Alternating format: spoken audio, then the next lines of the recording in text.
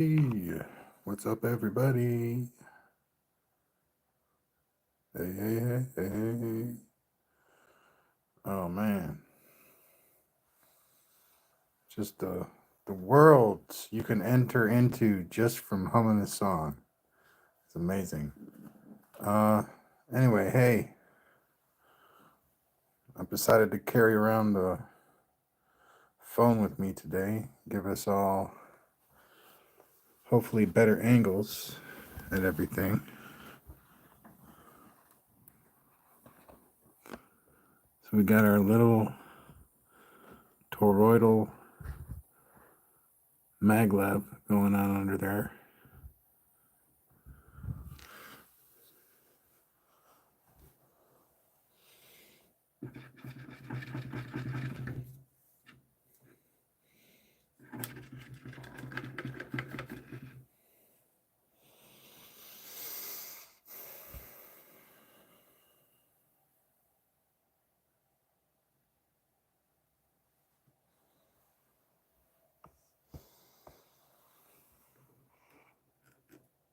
So we're going to get some AC, DC readings on this.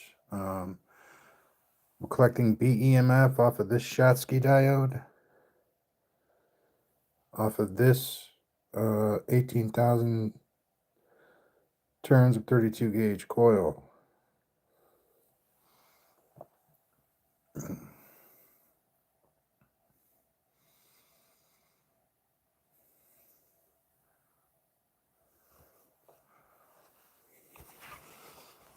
So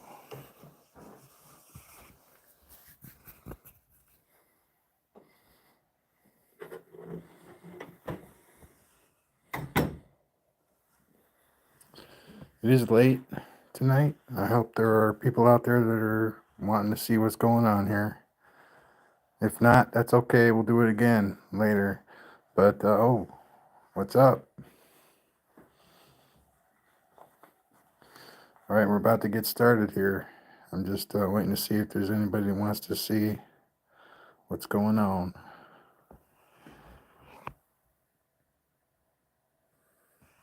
Decided to carry around the phone today. So I got this old rotor out of mothballs. I got it magleved. So I'm going to give it just a spin with my hand and we'll check the readings out.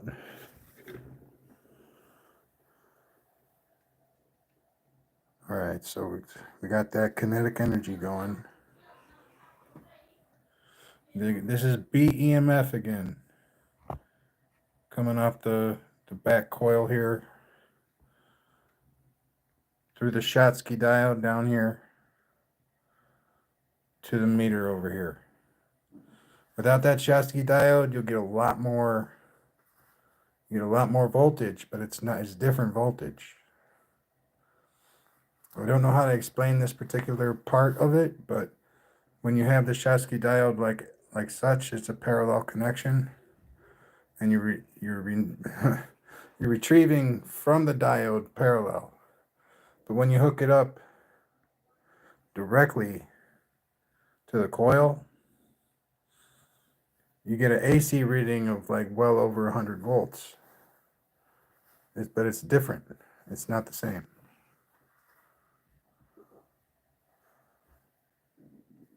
So like this is BEMF, and it is being channeled from this coil through the Schottky diode, through a few more diodes, back into the power of this K energy store SSG circuit. And I haven't put any power into it. I spun this with my hand.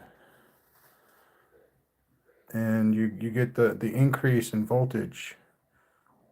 See, it's going up. It'll consistently go down since there's no source. And this was conceived upon a source. So without a source, it's going to stop. Because you can't just remove that part of the math and not compensate for it.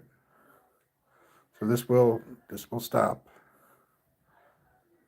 Because the conception had a source.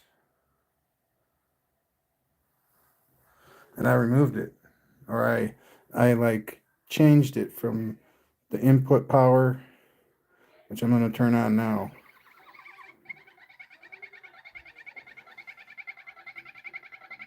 to the insta torque from my hand. Let's see, with the power on, we get a nice output over there. And this will start kicking.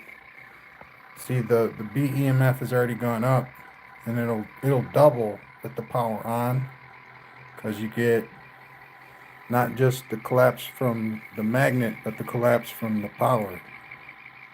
You get like a double collapse.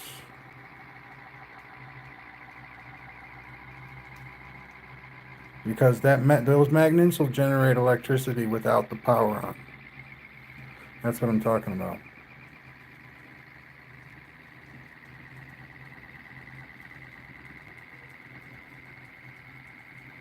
Absolutely, man. I love that little beep. All right, we're above 6. I'm going to cut it down. I'm turning off the power all the way. Immediately it goes down to 3.1. And this is very smooth ride for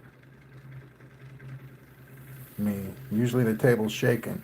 So this rotor is awesome. It's very well balanced. It's not perfect, but it's very well balanced. And we're still above 3 volts. Amazing. When it's up high, it'll consecutively drop. When it gets down to about 2.1, 2.5, it'll start, like, you'll see it increase. It'll be increasing. But it's like for every one step up, every one big step up, it takes 2.5 small steps down.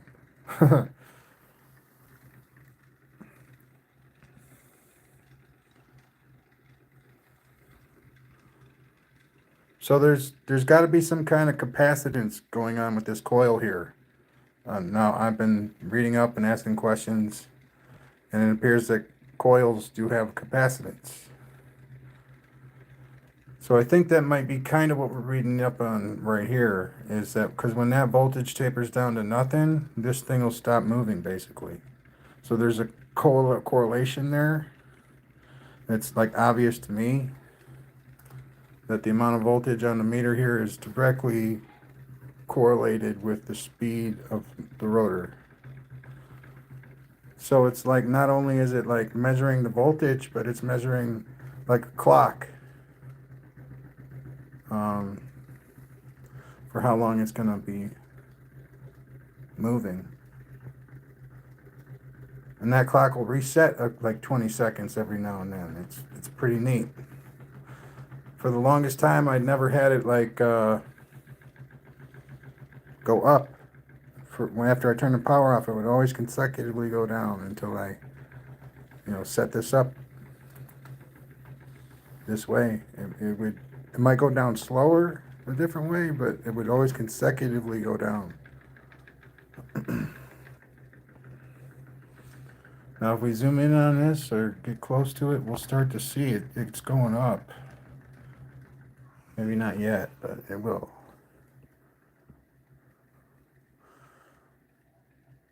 So now the power's been off for 5 minutes or something. Something like that, 4.5, 5 minutes. So we can't say that nothing's going on here. We know that inertia and other forces like that when you spin something are a factor in it continuing to spin. Even with the little rotor, that would be the case. But there are 9 heavy magnets on the edge of this thing, and that's definitely contributing to the spin factor. Okay, but this is real.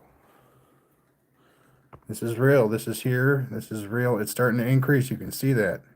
Jumping from the 3 to the 4. 3 to the 4. Oh, man. So cool. And all I had to do was take that Schottky diode and hook it parallel to the coil, and I never something was, there's a block in my brain that said, like, as soon as I hooked the two ends of the coil to the diode, then it was a series circuit and it would put a really heavy load on the rotor. But it's not even about that. It's about how you take the power off of that diode. That's also important. Because you can take it off in a series, or you could take it off parallel. I took it off parallel. So it's like coil hooked parallel to Schottky hooked parallel to the circuit. And that's working out because the capacitance of this coil is quite a bit.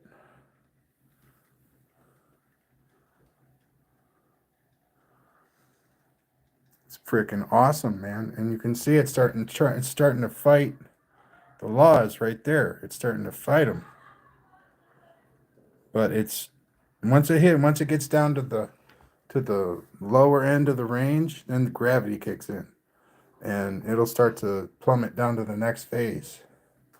What I mean by phase is, like, when it gets to around 1.5, it'll start doing this again. You'll see huge increases, and it'll stay in that range for a good 3 minutes or so.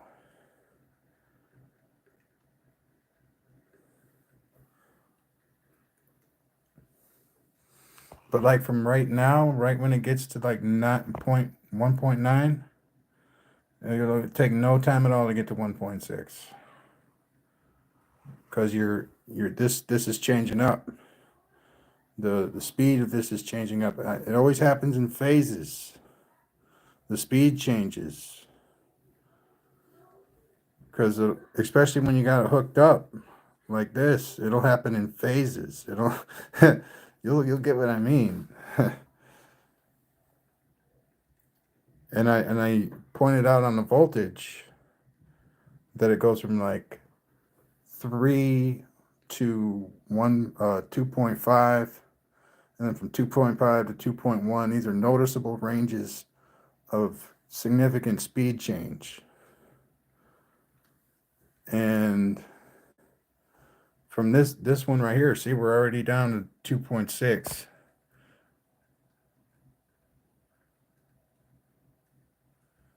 Or 1.6, my bad. 1.6 is what I mean. And then see, it'll get down to this 1.5, and then it'll start bouncing up again really hard. I believe it's because it takes less energy to move it slower. And you get to this point where it's now moving faster than you need, and that'll cause more energy to be generated. But really what it is the inertia and the other forces that cause it to spin when I spin it with my hand, that kick in again. They kick in. See, like, it's slowly, big rebounds, like whole 1/10 of a volt rebounds going towards the north end.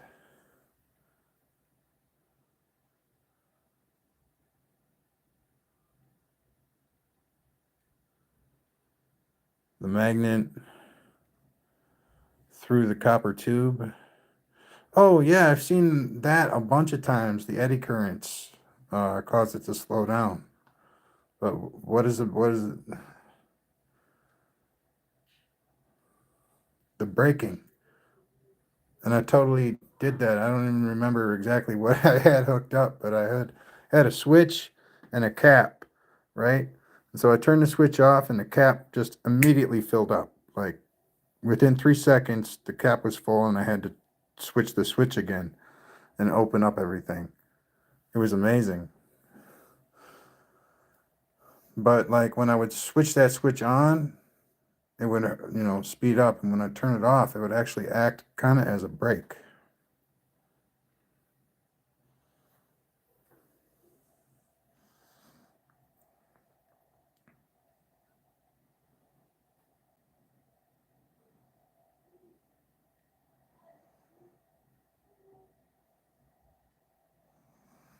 Absolutely. And you know what we can do to mitigate that just a little bit? And I hope this works, is just to move this back, even just a 1/4 inch.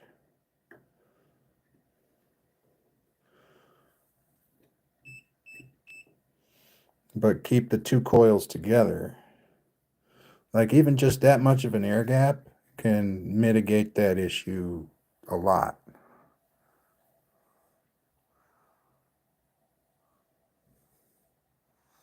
But you're right, there is definitely some, because, you know, these Utrons, I made these so that they would spin from using permanent magnets. And they're made out of copper infused PLA. So yeah, that same theory for this applies. You know, when the magnet passes, it's slowed down a little bit because of the permeability of the copper. But as you can see, all the other forces on the other side far outweigh what it is, but it catches up because it's a constant. It's a permanent factor.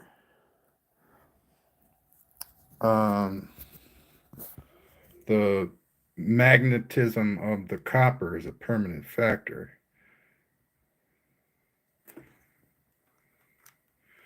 So it'll eventually win.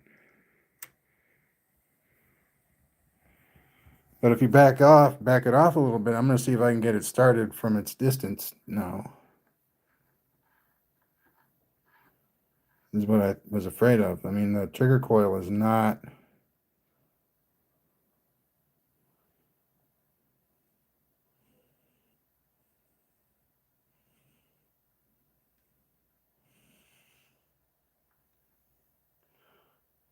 Well, output numbers 1200. Let's get a 1200, and then we might be able to do 2400. I don't know about 3000. It's a smooth rotor, so we should be able to do that. I'm going to have to get the tach meter, though. Where did I put that thing?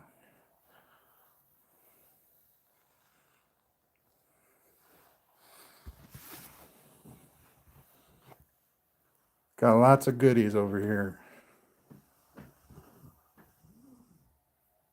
Okay.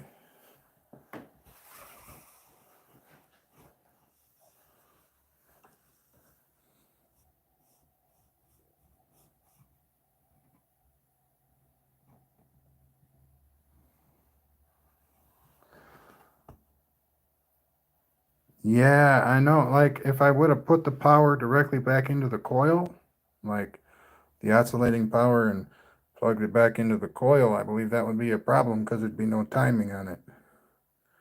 But since I plugged it back into the SG, the trigger coil has a profound effect on this.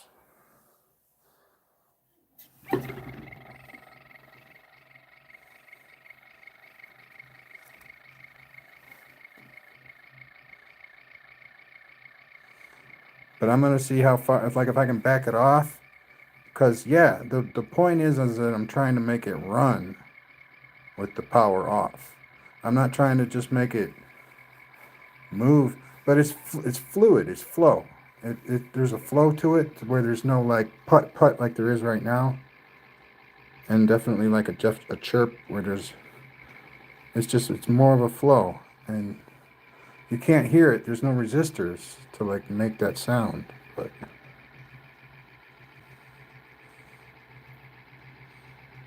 all right, this is...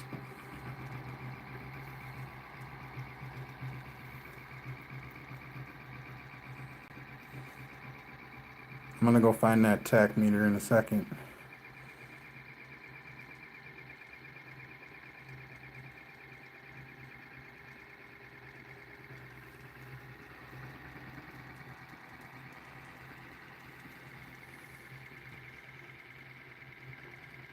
But there is that effect, Brian, but it's a very minimal effect.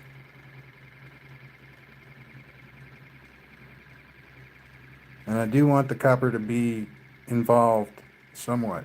I don't want it to be completely not involved. But you're right, the permeability of the copper when the power's off stops it every time. It will.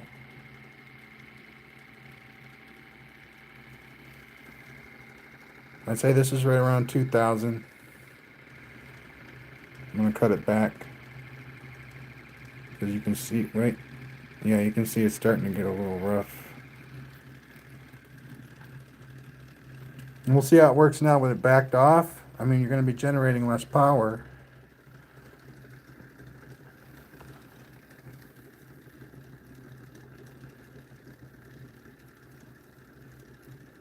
Let's back it off like that.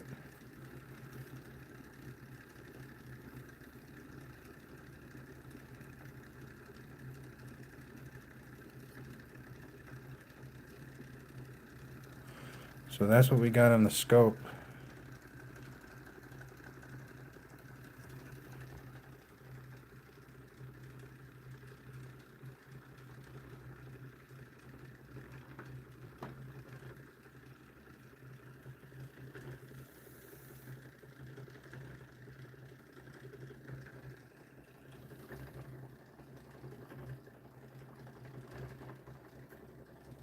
No, I haven't tracked any specific. I mean, I've played around a little bit with how fast it's going, and it really doesn't go that fast.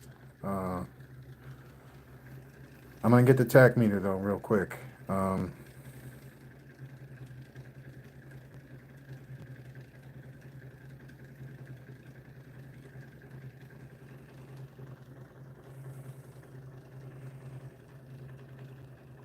So, Brian, are you saying that I should use the drive coil as the BEMF, what I'm collecting from? And not use this pickup coil? Is that what you're saying? It looks like that's what you're trying to say. I don't understand.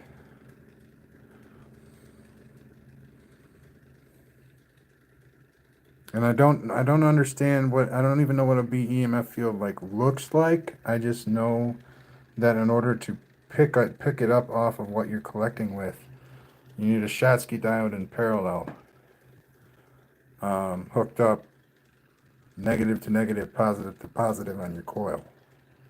Then you can even begin to pick it up. Otherwise, you're not messing with BEMF, you're messing with EMF without that Schottky diode hooked up parallel. Then you're not hooked. You're not. It's something different.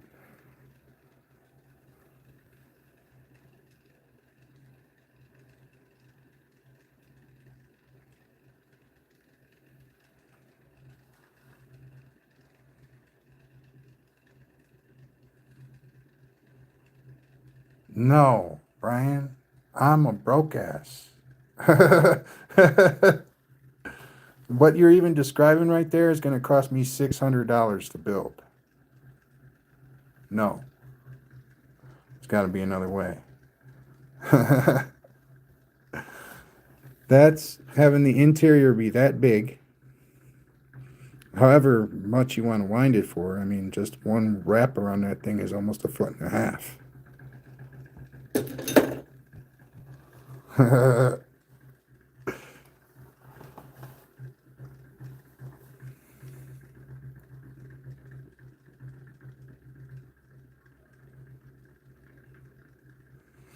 Yeah, I don't know about any of that stuff, Brian.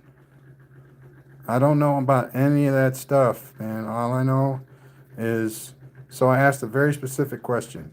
How do I pick up the BEMF from the pickup coil? How do I get BEMF off of that coil with a connection? And then the answer was, you take a Schottky diode and you connect it parallel with the coil. So the beginning of your coil goes on the positive side, and the end of your coil goes on the negative side. And then, bam, you can read it, you can ship it over here, you can do stuff with it once you can collect it.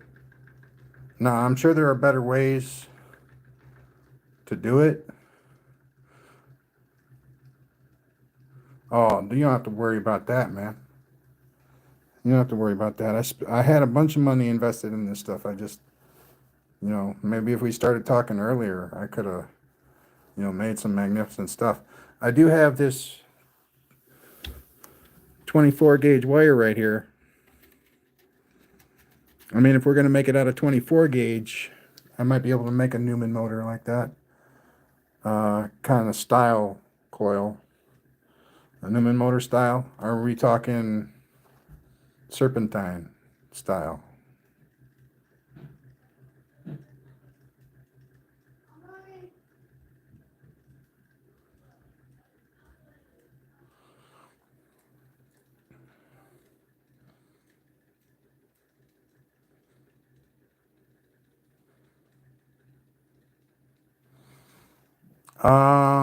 Let me think here if I can even do that, because I don't have, it's all elevated, so I don't have stuff to mess with here. Like, and which coil turns? This one or this one? Or do they both turn?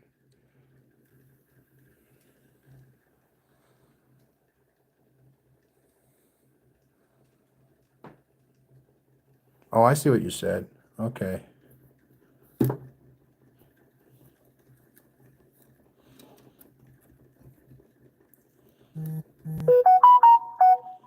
Like this, huh?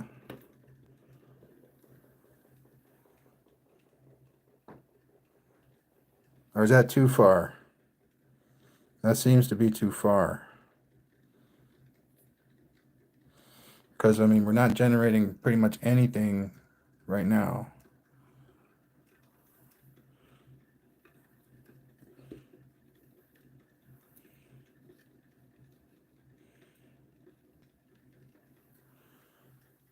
Okay, so we're generating right around how much AC voltage we'd be generating if I had the poles to pole. Like if I had the pole to pole, I'd be generating about that much AC.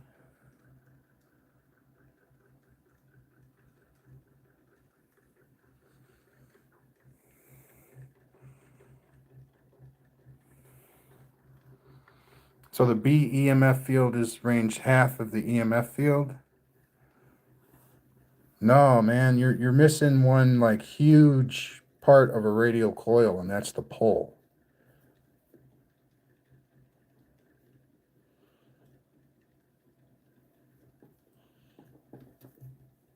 So I mean, the only thing good about this is maybe if I change the proximity to the rotor.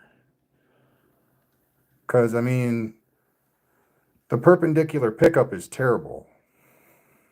It's really bad. I mean, maybe if you use that as like a drive, it would work good. I don't know. Like a hairpin drive. You know, if I turned the drive coil like that, maybe it would be interesting. But I turned that. Let me turn it the other way and see if it wasn't just a positive negative fluke.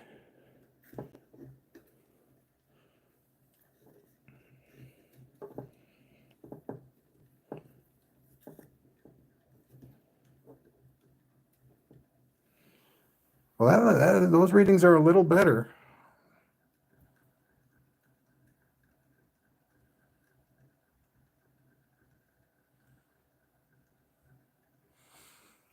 The readings are a little better. Turning it the other way. So let me turn on the power.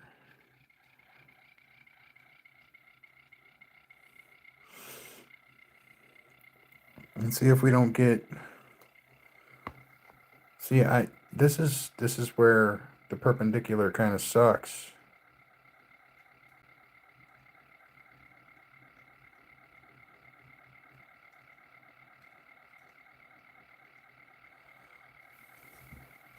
Nothing's glued down, Brian. Nothing's solid, so I can't really move it around too much.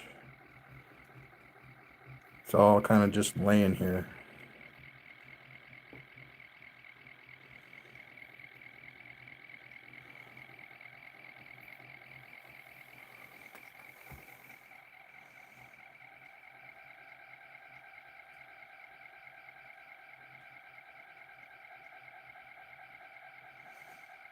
You know, this isn't right, man. My amps are way too high. It's not moving fast enough.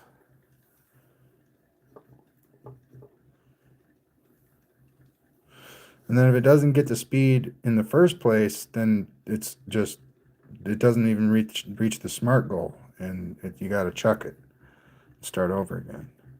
Maybe with the same stuff, but the idea is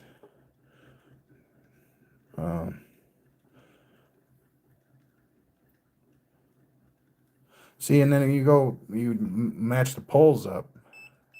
What I mean by pole, you know what I mean by pole, right? It's like the coil is aligned this way. So when you align the coils, you're going to get the biggest draw, whether you're doing EMF or BEMF. With a coil this size, of course. If you have a coil big enough to light up a room, then you can do whatever you want in that space. You know what I'm trying to say? But like this coil, I think it's picking up the best it can the way it is. I do believe that you're right, though, about it slowing down the rotor. One, because there's a soft iron core in here. That's just one. And then the copper itself has got permeability as well.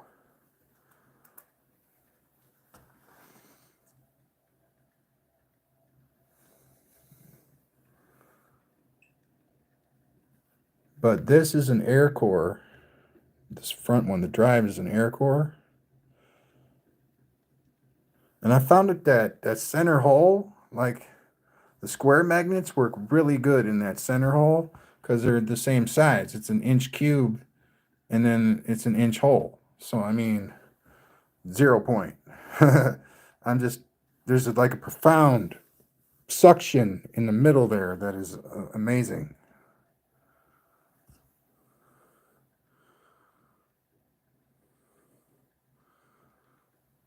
Yeah, I'm not using the core. And the core is backed up far enough away for that not to be noticeable drag. I mean, there is a little bit, but like not too much. And I literally hate timing that isn't automatic. Hate it.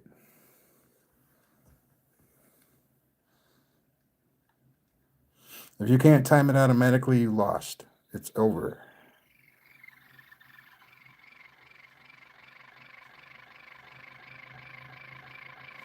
Like right now, it's being timed perfectly, semi quote unquote within a range, by the trigger coil in here. Like it's going to continue to increase in speed for like well on maybe up to 3,000 RPMs on 12 volts.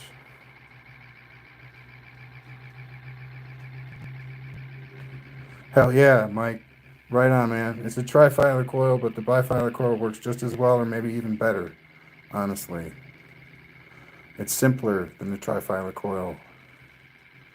And I found the best way to run a trifilar coil is just to wrap the two in series anyway.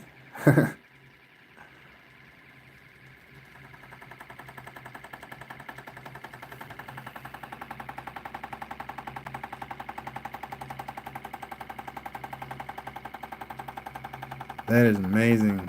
I love it.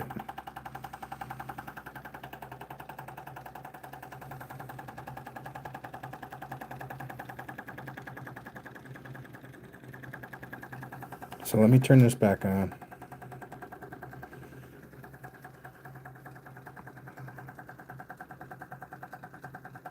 And that's because there's quite a distance between the pickup coil now and the drive coil.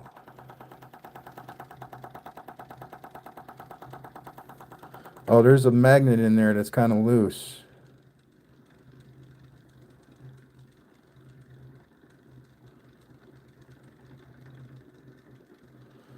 That's why I got the tape on there.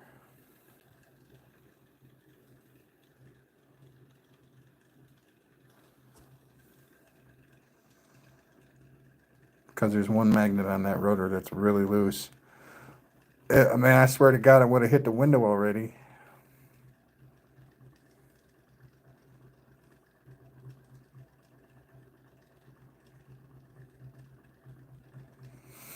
Yeah, I noticed that when I made my really small, well, short coils. They were 20, 2 layers of 20 gauge wrapped on a ½ inch of soft iron. Those coils pounded like a frickin', and there wasn't that much energy going into it, but the energy that did go into it was very focused.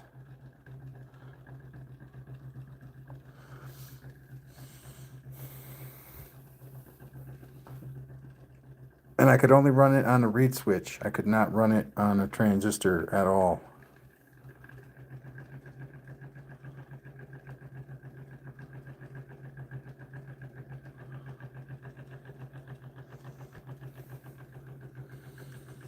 I say definitely it can be. I have short coil, I have short cores, long cores. I've had, all different kinds of cores, ferrite cores, soft iron cores, chrome cores. I'm sure a lot of us have had all this going on too. I've had aluminum cores, I've had all kinds of cores. And I found that using an air core is like my bread and butter. Anything that makes it more complicated is useless. No, I'm just kidding. There's a lot of stuff out there that makes it more complicated. It's very useful. Very useful. I'm just, I hate things that just make that range this much smaller. It's like, why would you do that? That's not better. That's limiting the possibility that it's ever going to happen at all. Like,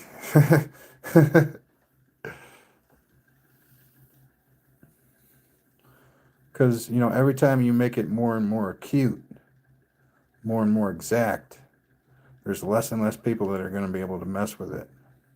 And if that's what you want, to be all alone at the end, keep going like that. You know, you know what I'm saying? It's got to be. You got to try to find a way to make it easier for people to use.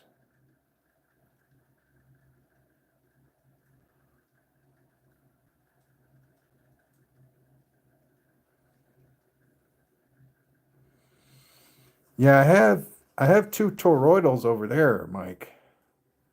I could put one on the top and one on the bottom, maybe. I already have one on the bottom, so I could put one on the top. Yeah, let me grab one of those. See, this is what I'm going to use on my toroidal motor. I got a huge magnet that will go through the middle. I don't think it'll spin though. I'm gonna have to make a coil ring that's this big.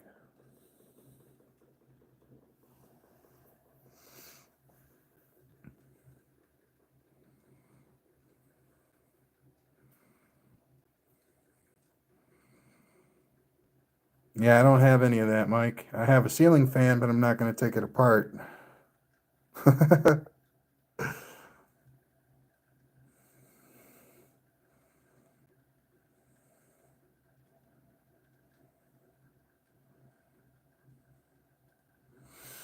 I got one on the base, and then I got one on the bottom of the rotor to make it maglev.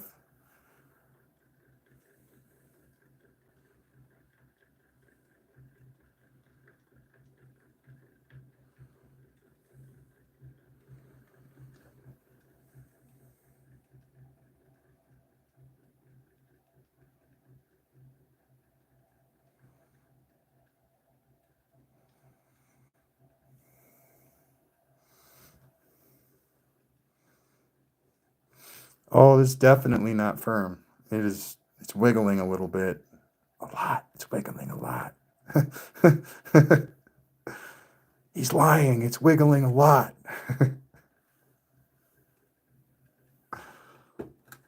I think it's great, man. I think it's phenomenal. Either this is a really well balanced rotor that will continue to spin for 20 minutes after I've stopped the power, or there's a flow matrix happening with this and the drive over here. That means that as long as this is spinning, there's going to be power to make it spin. But every single time that it spins, there's less and less power being generated by this coil.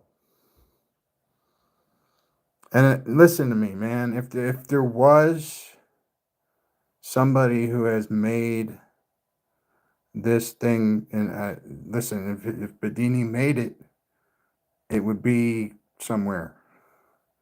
So I know he was making something, but I never know. It doesn't seem like he finished doing it.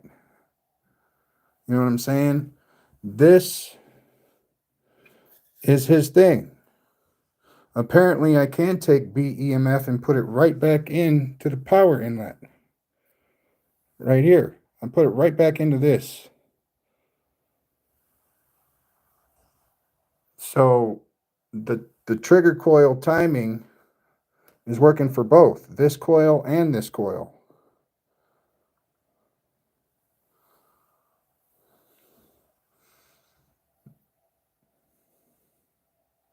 No, I found that the capacitation, I don't know, man. Capacitors just seem to be another roadblock. It doesn't work in a flow matrix because it stops it. Just because of the fact that you have to charge up your capacitor makes it not work. But you know what? I want to see it work. So what we're going to do is we're going to put one of these capacitors in series to our positive connection over here, and we're gonna hook it up to this, and hook it up to this, so we have control. We don't want everything blowing up. Well, actually, you know what? We're not going to do this because we don't want to blow stuff up.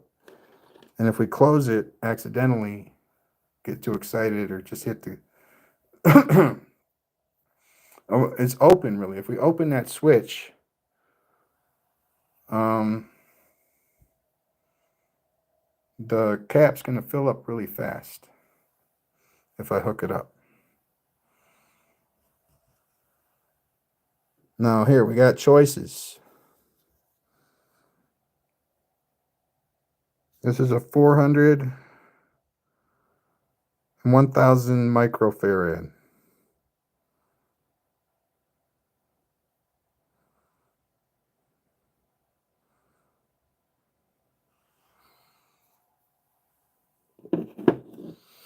You can't send it directly into the coil, Mike. You can't do that. Especially from a cap, man. All it's going to do is slow everything down.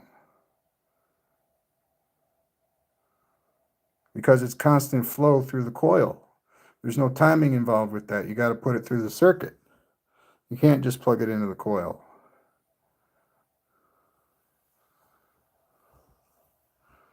So let's you said a small cap. So this is the smallest one I got. And the reason I know that is because I've done that.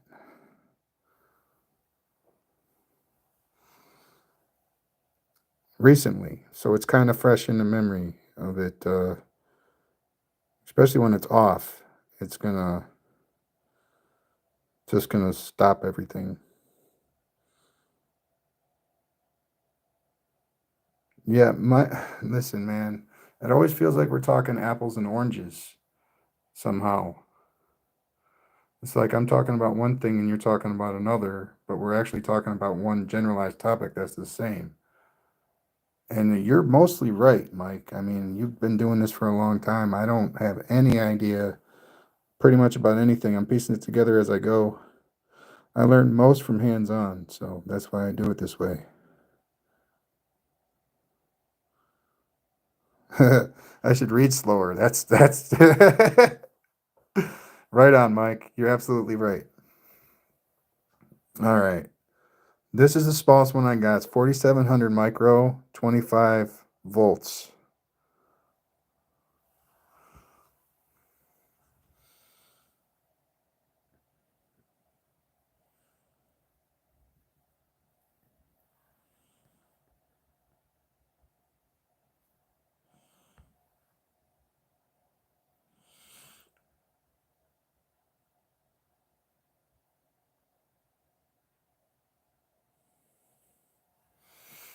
You're talking about picking up BEMF from the secondary drive coil, correct?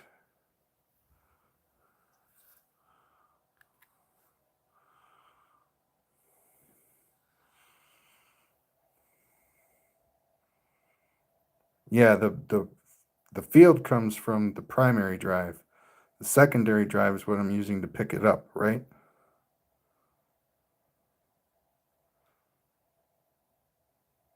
The third strand.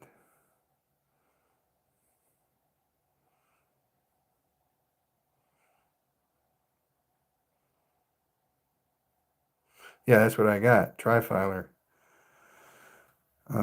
So I got an 18 gauge drive, which is now currently hooked in series with the 20 gauge drive, and I've got a 32 gauge trigger.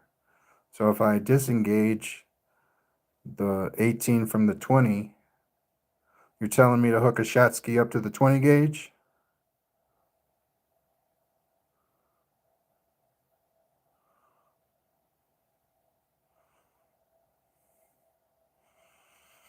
Yeah, I noticed there was a lot of energy coming off of that 20 gauge coil when I had it hooked up AC style. But you're telling me to hook the Schottky diode up to the 20 gauge coil, yes?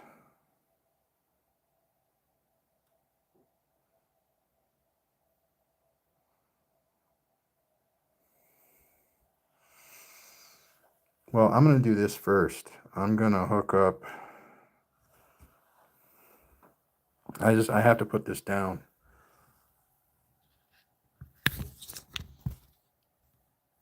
To hook this up.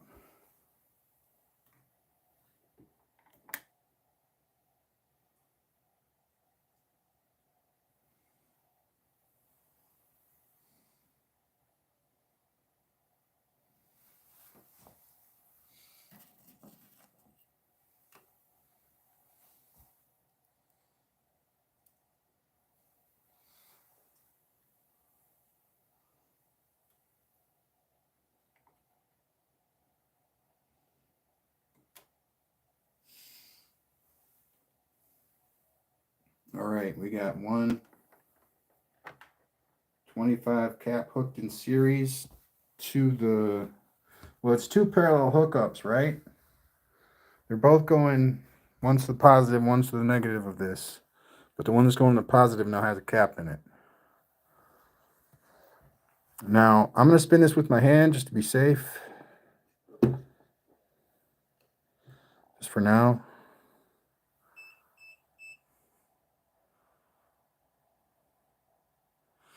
We got 18 gauge, 20 gauge, and 32 gauge.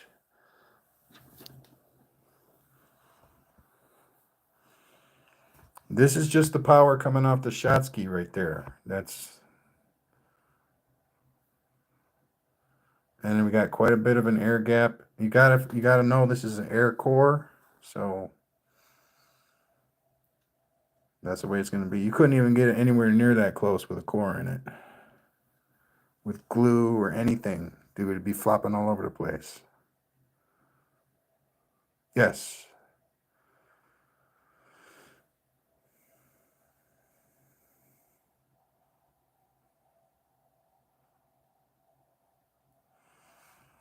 And currently the 18 and the 20 are hooked in series. Feed source DC, take the fly back from the 18, send it to the 20. So you're telling me to hook the pop. What are you talking about, Mike? The 18's hooked to the, doesn't matter that it's hooked to the power supply, does it?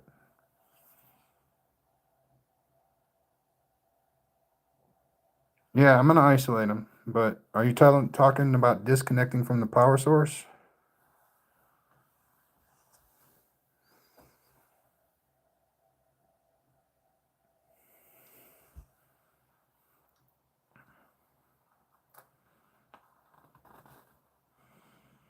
Yeah, yeah, I noticed, like I did an experiment a long time ago with bedini flyback loops.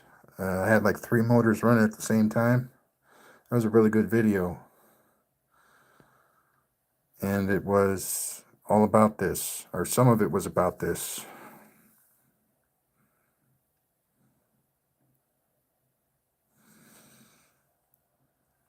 Mike, you just told me to, like, does it matter that the 18 gauge is hooked to the power supply, or does it not matter?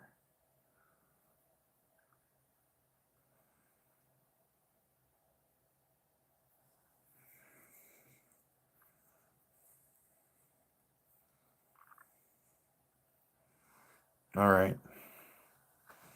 Well, that's something that I'm going to do probably. Well, I don't know. We'll see. I don't have a reading on this cap over here. I'm going to take this meter and I'm going to move it over there just to see if we got anything going on with that cap.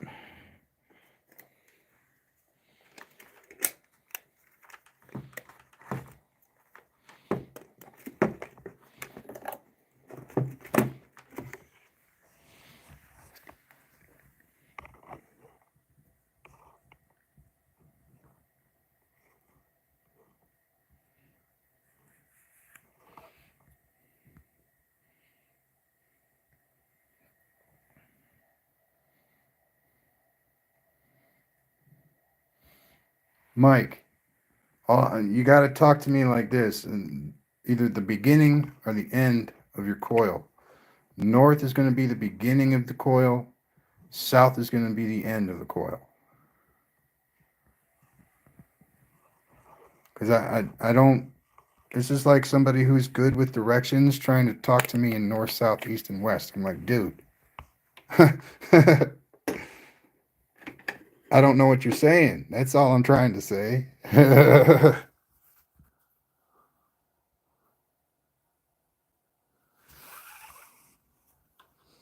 So you're telling me a clockwise wrap is going to be south on the end, where you start?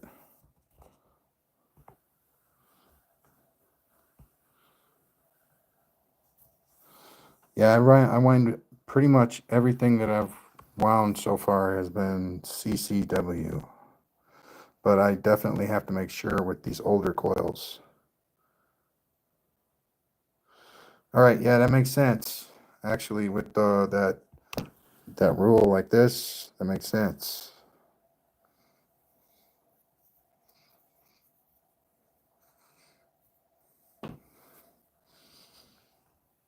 All right.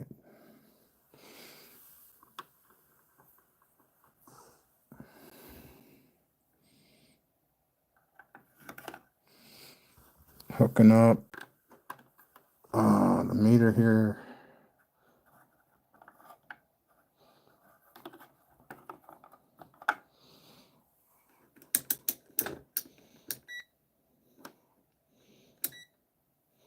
So there's 2 volts in that capacitor right now.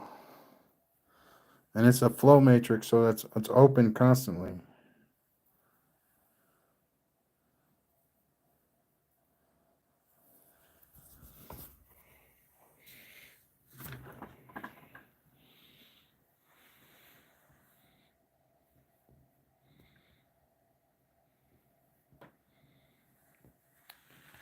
See, I don't know if a cap is even, necessary with this type of stuff. There's like no change. There we go.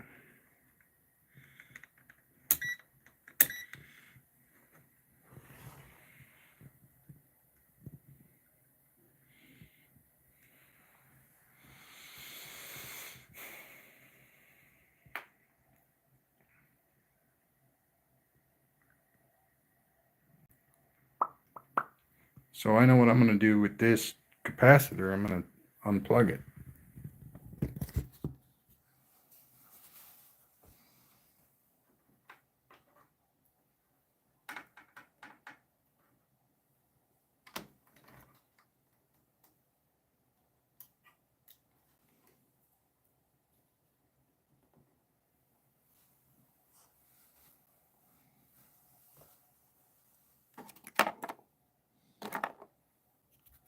Now, it was probably working. It just was taking exactly the amount that it was being put in there.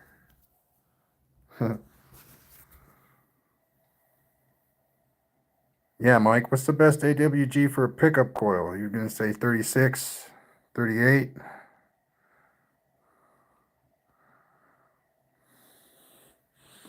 I can't work with anything smaller than 32.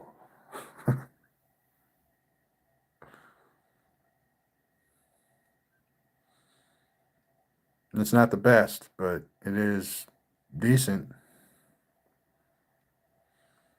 Well, these are N52s. 40 millimeters.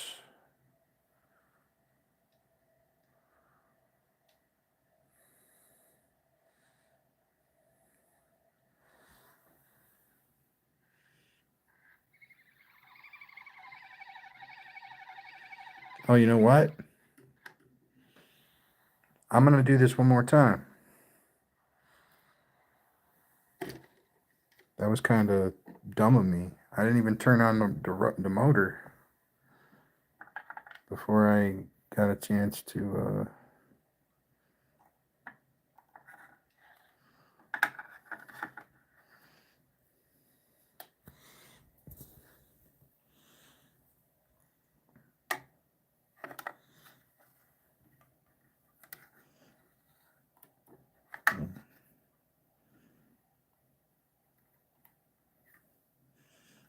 This should work. We should get the positive and negatives back on here. Man, I just totally dropped the ball with that. I forgot to turn the motor on. So probably charge the cap up nice and regularly.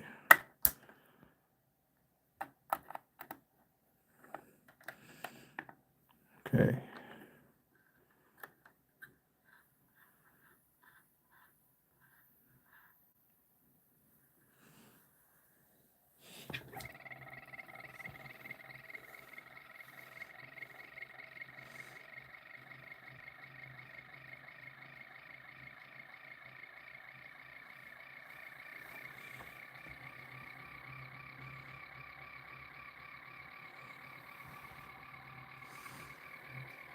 So it dumped. The cap dumped. We're picking up again.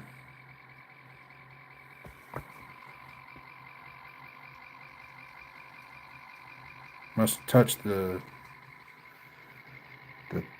two ends together somehow.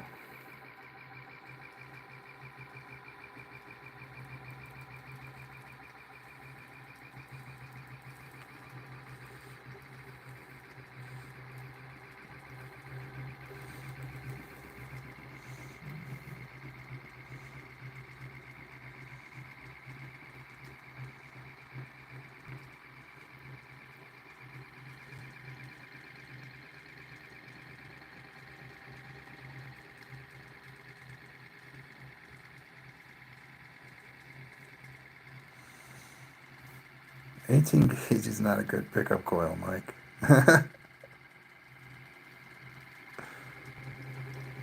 Unless it's going to be like a transformer style pickup, it'd make a terrible pickup coil.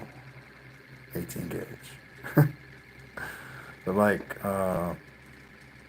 wrap to wrap transformer, like precise transformer, I think it would be good.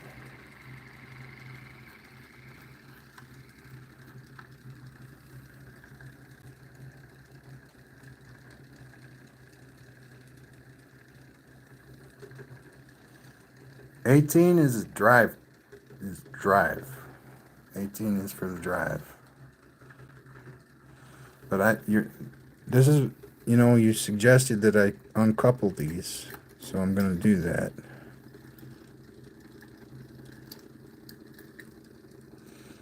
And I had the directional diode in between them, so.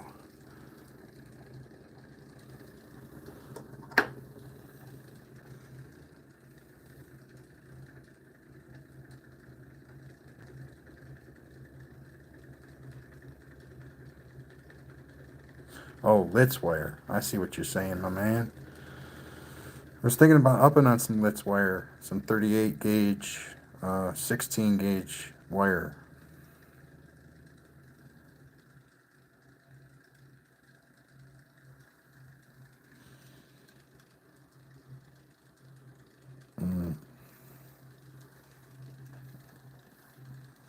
Ba, ba, ba. So that coil is, our capacitor is slowly juicing up here.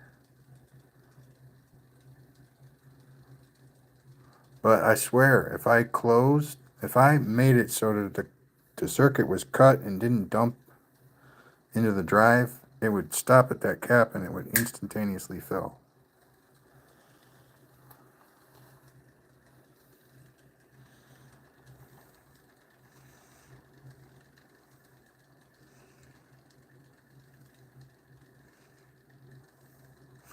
And I don't think I can turn it back on fast enough.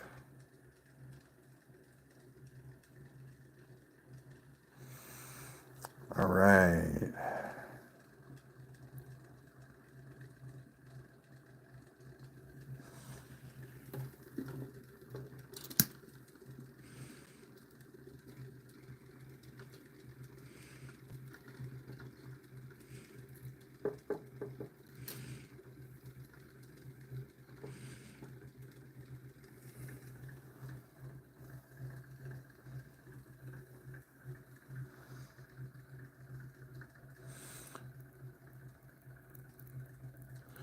So, Mike, are you telling me that I can't use this Schottky diode to get the BEMF off of the 20 gauge?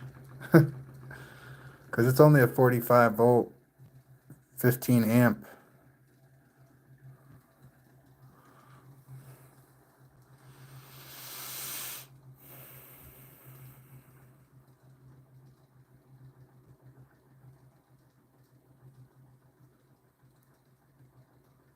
All right, I'm going to swap it up real quick.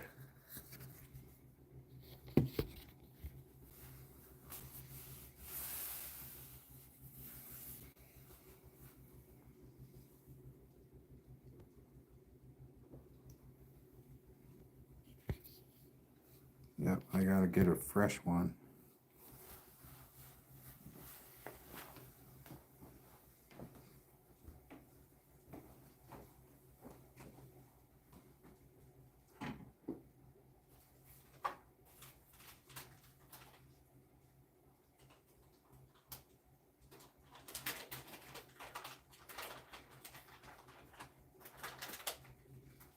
It's dragging me. Wow, pretty sweet. A lot of people don't like it. I don't know why.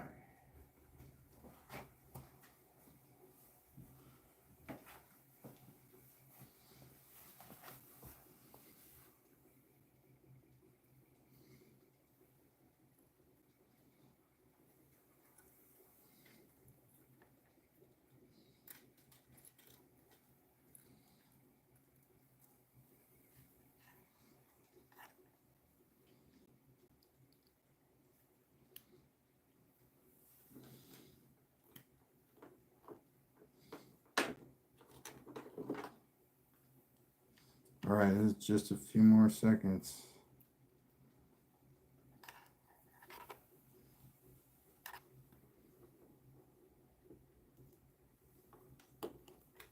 And I'm gonna disconnect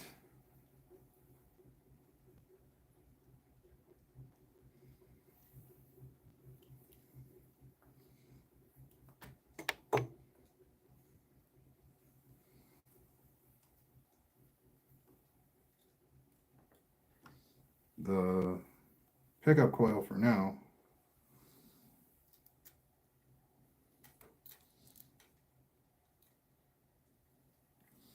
So I got the 20 gauge hooked up.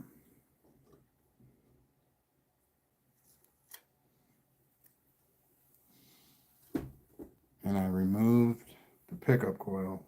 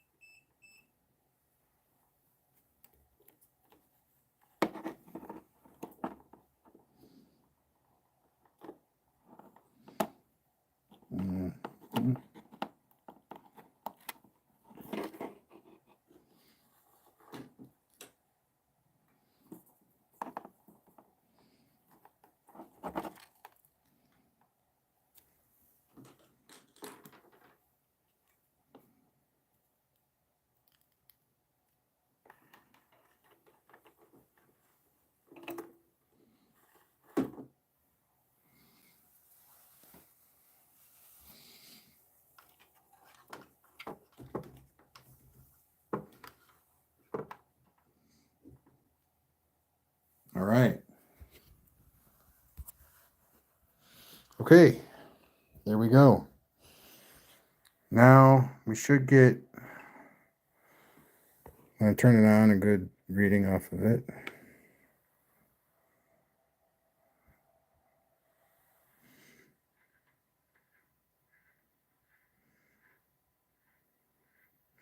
So this is the 20 gauge with a parallel Schottky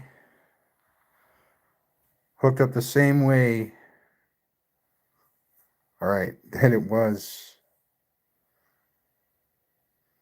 Wait a minute. That's not right. Yeah, this isn't going to work. Because I think that Schottky diode has to be on the 18 gauge. And then it would feed into the 20 gauge. And then it would just be kind of right on top of itself. The real-time thing would be instantaneous. All right, let me revamp this real quick.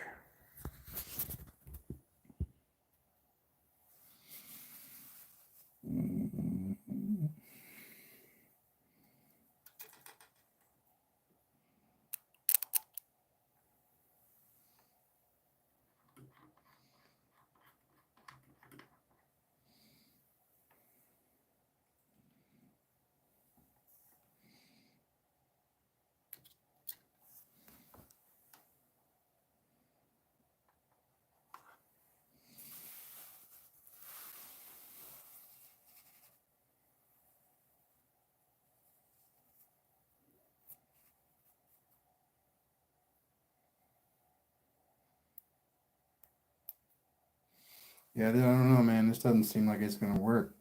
Not even a little bit.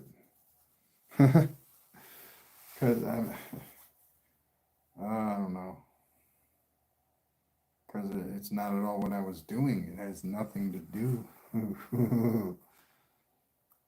All right, no, not like this. Maybe if I didn't have a motor attached to it, I saw sparks flying. Let me ask. Nah. Like what? After I get the Schottky hooked up to the 18 gauge, how do I hook it up to the 20 gauge?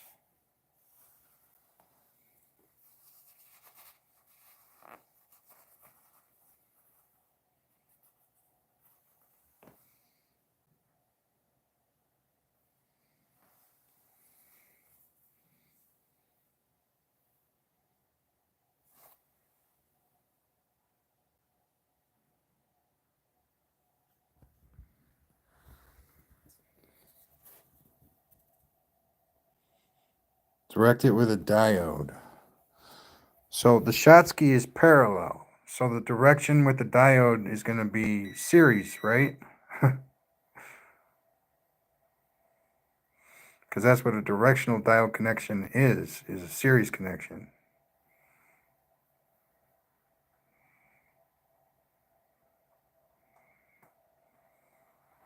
I need to test it to make sure it's not where I want it. All right. All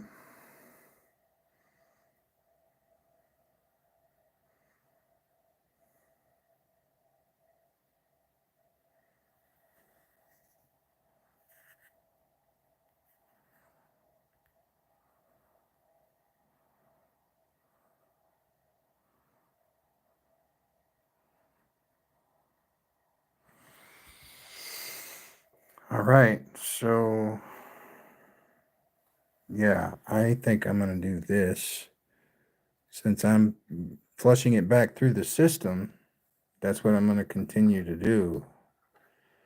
So I'm going to hook the Schottky up to the 20 gauge and let the transformer action from the 18 go back to the 20 gauge and see if that BEMF connection that I made on the 20 gauge is any good.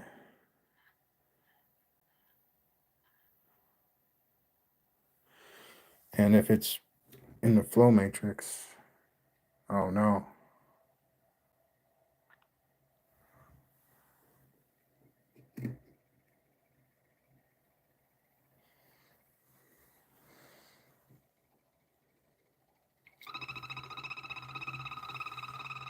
Alright, so that won't work.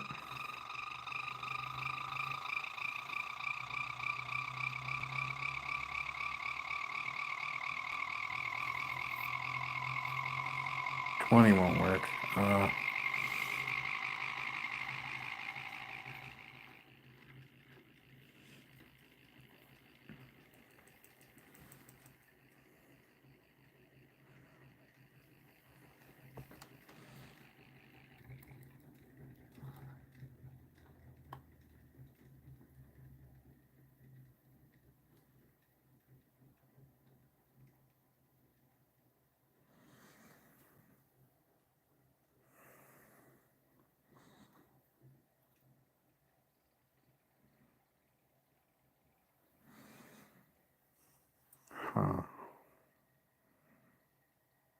See, because what you just described to me was a series connection between the 18 and the 20.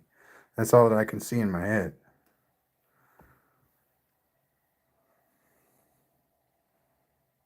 I don't know, man. There was just too much. There's too much making... I mean, now I don't know anything. It's like, bam. All right.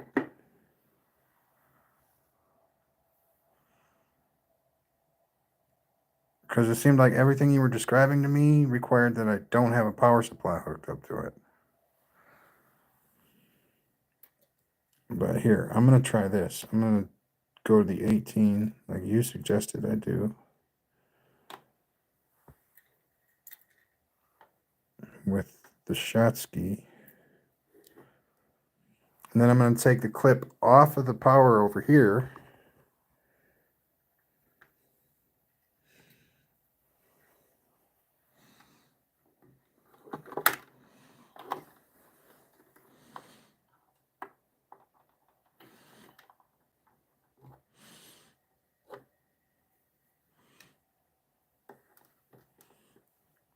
I'm going to connect it to the 20 gauge.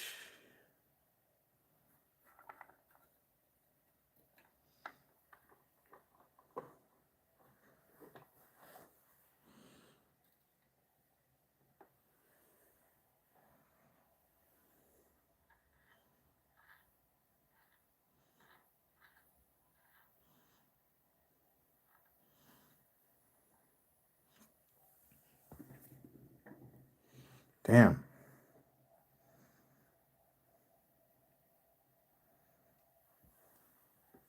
As a matter of fact, there's a huge load on the rotor right now.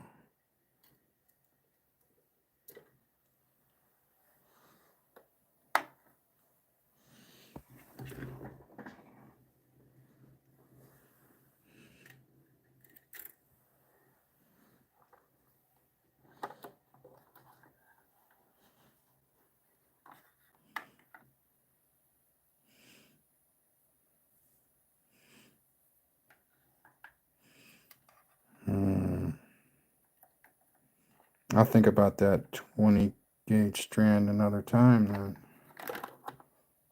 I don't need, that was...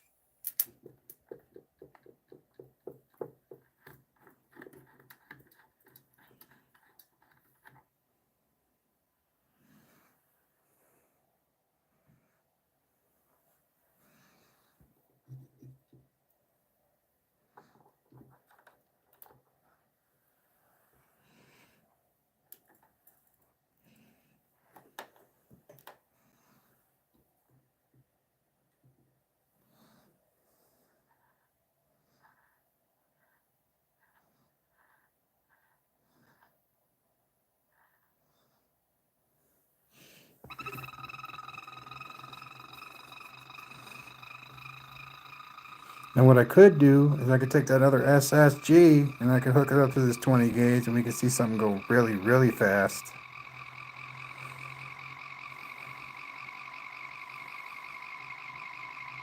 And I don't know what that means, man. You just have to flop it all upside down in your head, man. Don't make me redo all my stuff. Just flip it over in your head.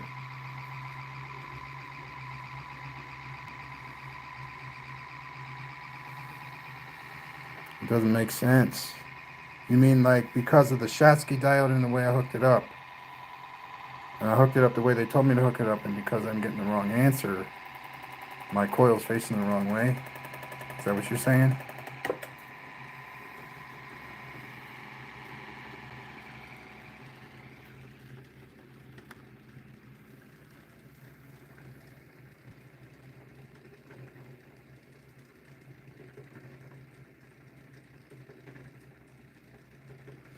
No, man, you see that? When you flip this coil over, then you got extremities that are just going to be in the way, dude. It doesn't have to be like that. You can just flip everything else over. Yeah. Oh, just these ends. Oh, man, dude. All right, maybe I'm just getting tired. That's crazy. Yeah, okay, the 20 gauge ends. I need to flop those.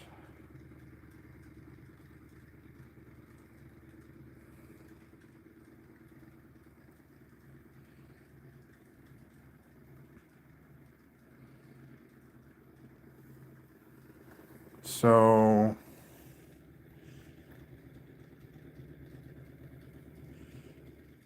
take this and put it on the negative because it's the positive one. And take this. Yeah.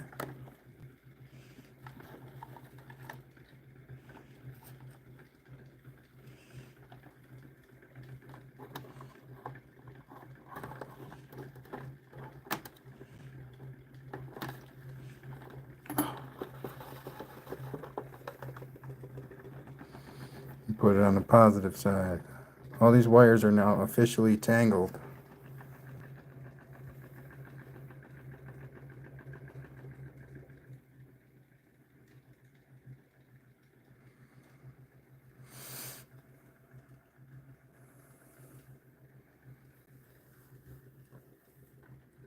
All right, so in order to get this to truly function, I have to hook this back up.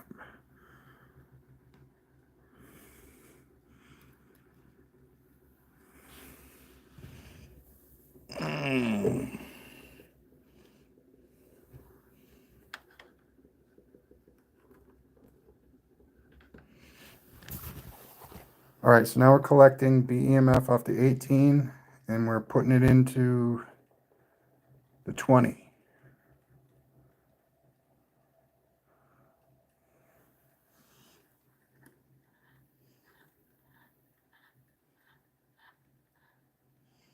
Yeah, anything that I'm doing with the 20 and the 18 just isn't working. And I swapped the sides just now, and they're probably the wrong connections. I mean, obviously had nothing to do with what I was doing because now everything's a fucking mess.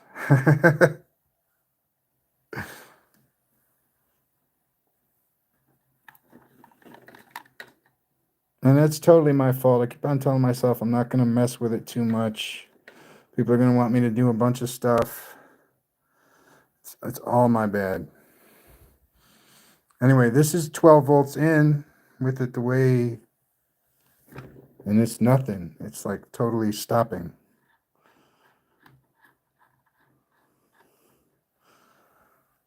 So,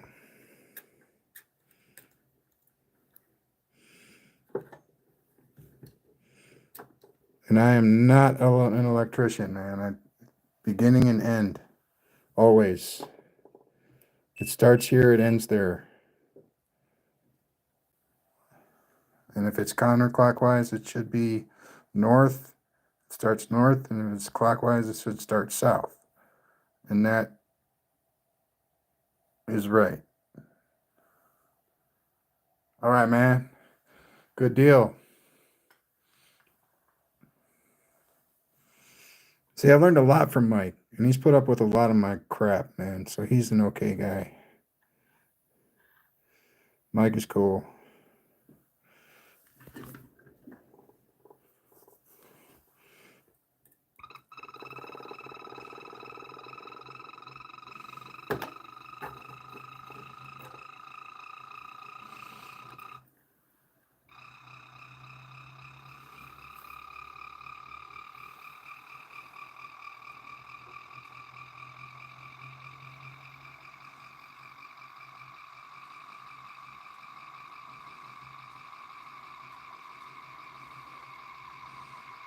So I think I have an idea.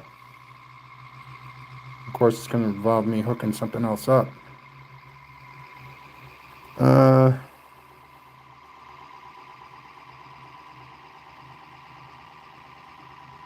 going to hook back up the pickup coil, and then I'm going to hook that into the 20 gauge.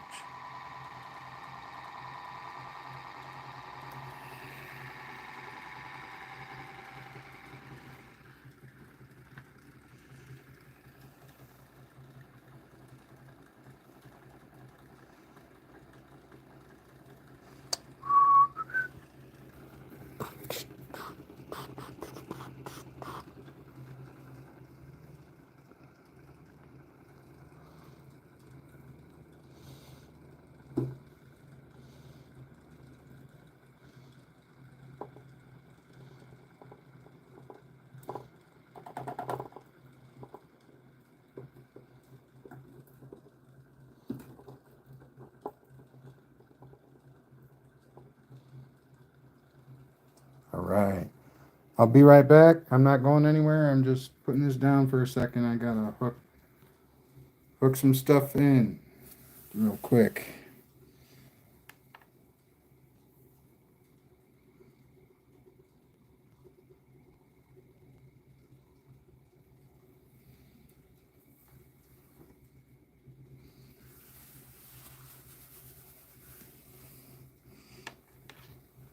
And when I say like the thinnest wire I'll work with is 32, it's because I'm gonna do a 38. I try and clip my clips to it and they will not clip.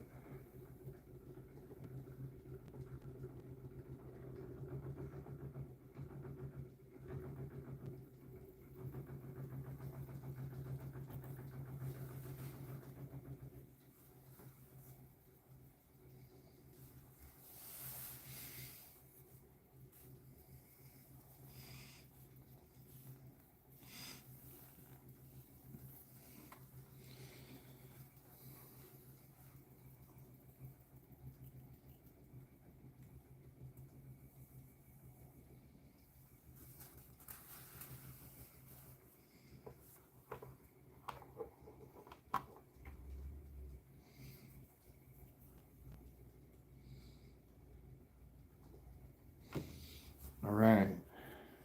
So now I have the pickup coil with that BMF hooked into the secondary drive strand. Whew, so I'm not using the 18 gauge as suggested. I'm using the 32 gauge pickup coil, and it's doing the same business.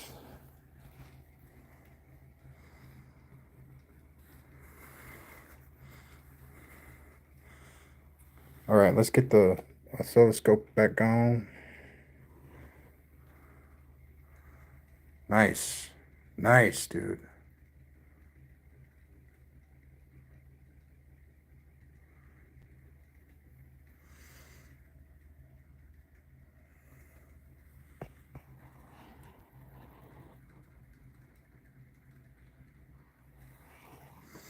All right, let's give it some juice.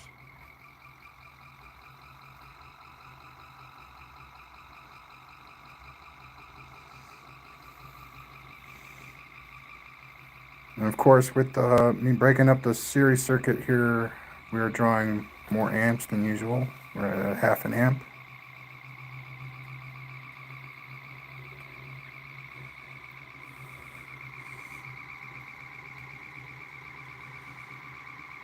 So I'm twisting. I'm kind of doing what he said. We're going to see how it works in a moment.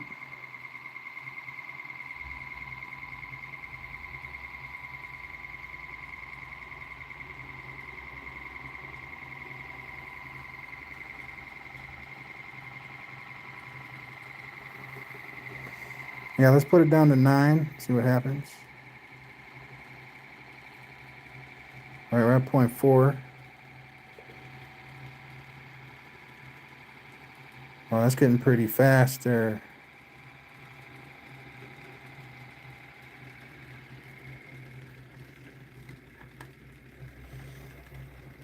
All right, so now the output of the pickup coil is going into the 20 gauge, but it's going in directly. I'm thinking this is going to slow down a little bit faster than it usually does because that energy is not being timed by the trigger coil. But I don't know. I don't know.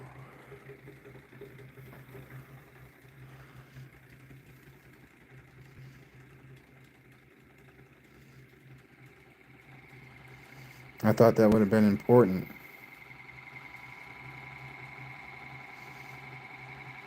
To have it be timed, but I don't know. It might be being timed a different way.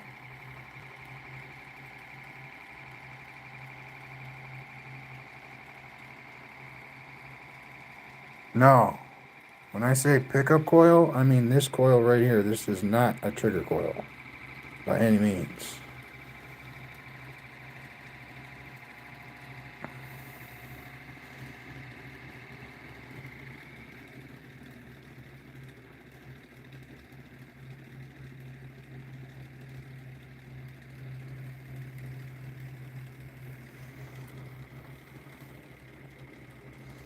Yeah, I tried doing what you said, Mike, and the way you said it, it didn't, the way I did it, because I don't even know, man. There's a communication breakdown when we talk to one another, especially when we type stuff out, man, because I am a terrible reader, for one.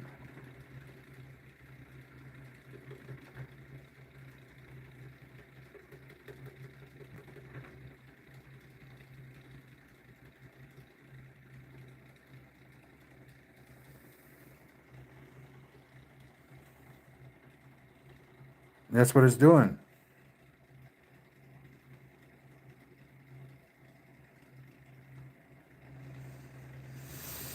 So the drive is the 18. It filters through the pickup coil to the Schottky and then back into the 20 gauge. But I'm thinking that because it's not being, timed, pulsed, it's the trigger coil is not pulsing this stuff. I think that it's on constantly and will eventually stop the rotor, hooking it up to the 20 gauge like it is. Now I'm sure that what you're talking about, I turn the power on and it will go faster than the power will let it go, like kind of thing, right? Like in order for what you're saying to work, I have to turn on the power.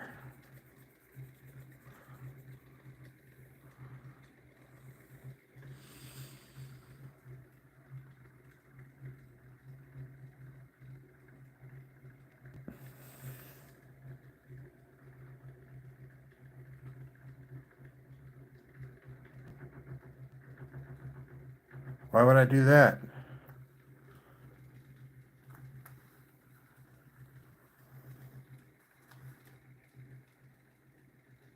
And where would I add this capacitor at? I mean, I don't even see that when people talk capacitors, it's just like add, like they're playing a video game, like they click the add button and it automatically happens for them. It doesn't do that for me. I don't get it. And this isn't, I'm not,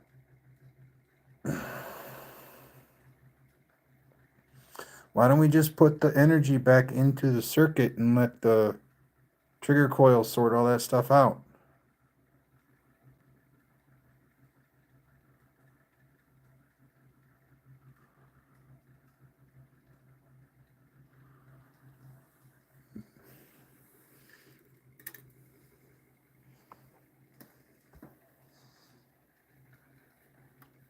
I mean, seriously, if we look at this circuit close enough, it looks like it can automatically do everything you just said.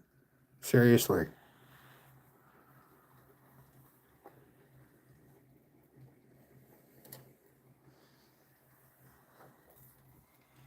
So I'm just gonna trust my gut on that.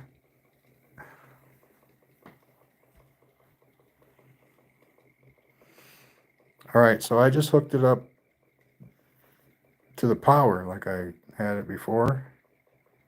And see the table start to shake? It's like, whoa. Look at the increase in the... It's like, whoa, what just happened?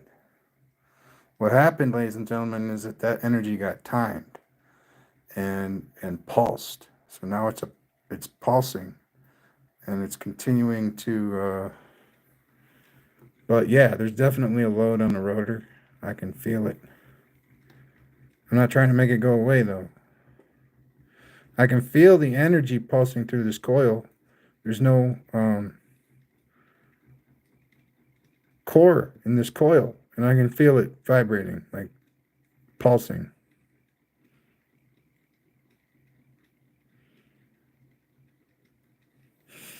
Yeah, it's just that when I started that, and I said, why don't we just put it back through the system, like back a year ago or so, and everybody was telling me you can't do that with SSG. Well, apparently you can. And SSGs does a lot more than just run a motor. It looks like it does some of this BEMF stuff on its own. And yeah, Mike, I do prefer the easy, softer way. I don't have my Ritalin pills, man. They took them from me a long ass time ago, and they never gave them back. So, SSG, yes, you can. Thanks, Mike. And this is it right here, man. This is dumping the BEMF off of the pickup coil back into the drive over here. Now, what Mike is saying is I can take one strand of the drive of this coil and feed it into the second strand of the drive, which is right here, for BE, just do the same thing, except have it be so centered. Just have it all happen in one bobbin. And that would be so freaking awesome, except I'm having struggling with the timing issue.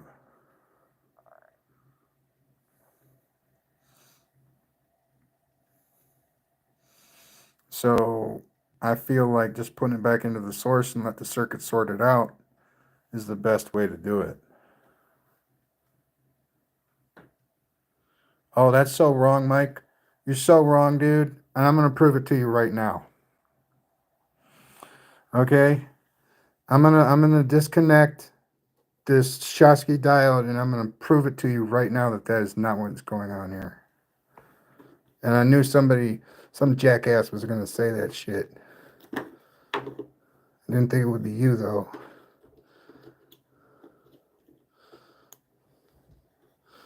No, now you got to stay and you got to watch this, because there's going to be so much more energy being generated doing it this way.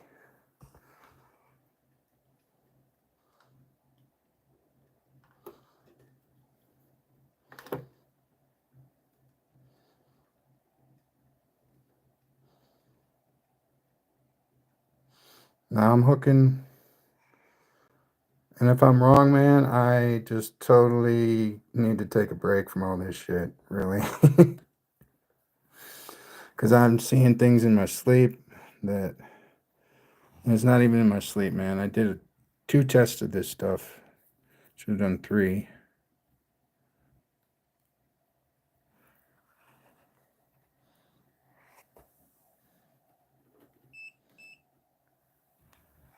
All right. For one, it's an AC reading when you're not doing BEMF.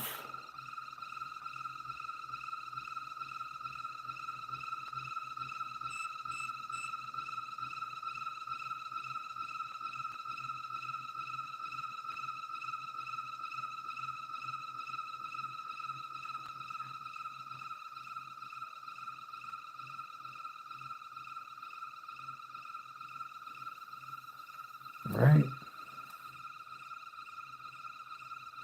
AC voltage way up there.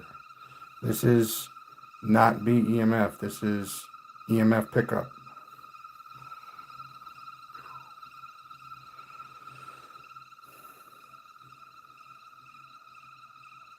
It'd be running a lot better if it was in series.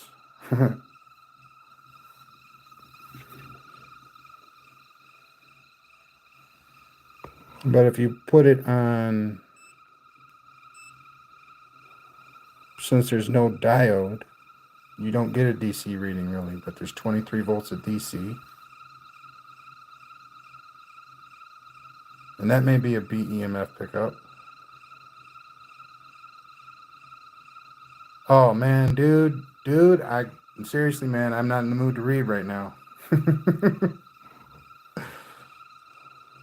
Not in the mood. But as you can see, the pickup from the EMF field, which is the DC reading, and the reading from the rotor are tremendously larger than the BEMF pickup. What the hell just happened there?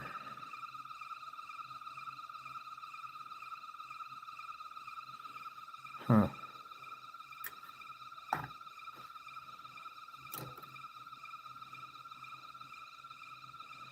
Something's not right.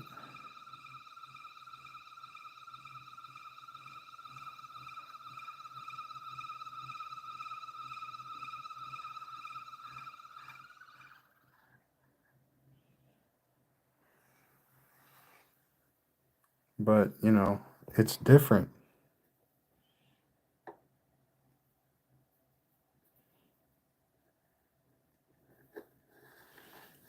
Because I've heard that before. I heard you can't do it, or you're not picking up the right field. And I'm like, damn, you're right.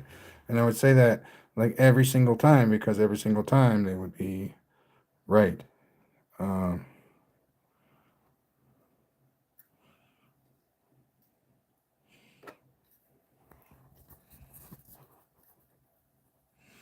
But after I just, you know, demonstrated pretty much,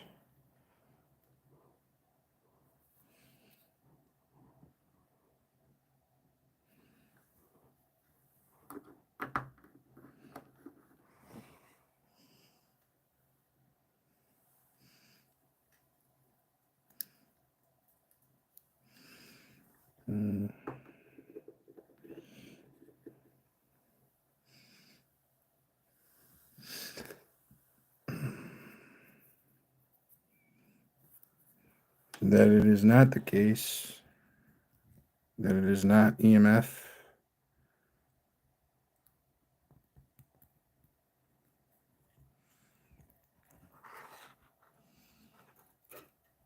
I didn't mean to be harsh, man, but that is just the facts.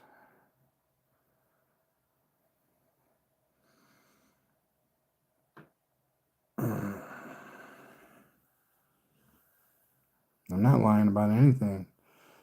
I'm just observing stuff, man.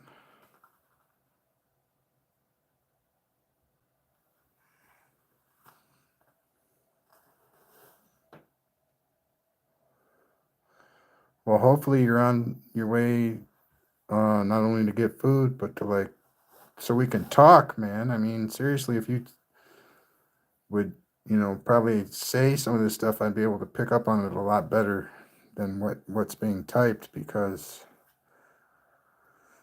and yeah, man, if you were here at the beginning, like before I put it all together, a lot of your stuff would make way more sense than me just taking it all apart at the right in the middle of everything.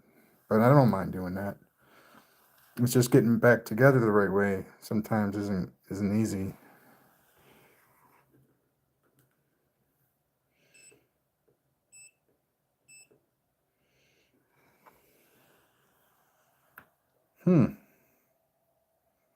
So I hooked it up backwards, but that's okay. That's just the meter that's hooked up backwards. Nothing else is hooked up backwards.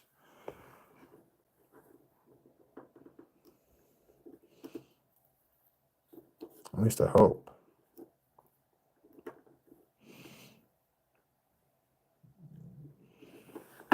Here we go.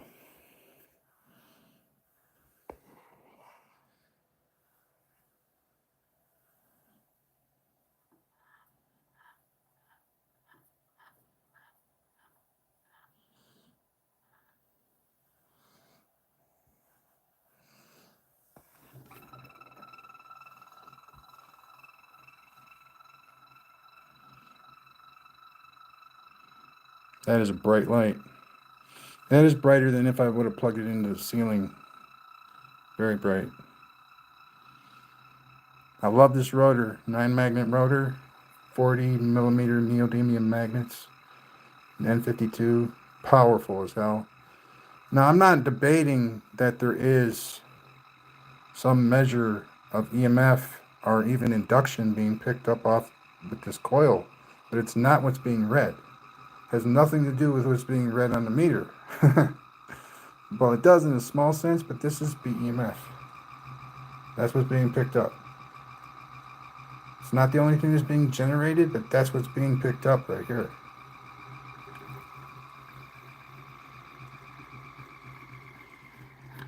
I didn't set it up to measure anything else, and you saw when I set it up differently to measure something else that it measured differently. Man, I just...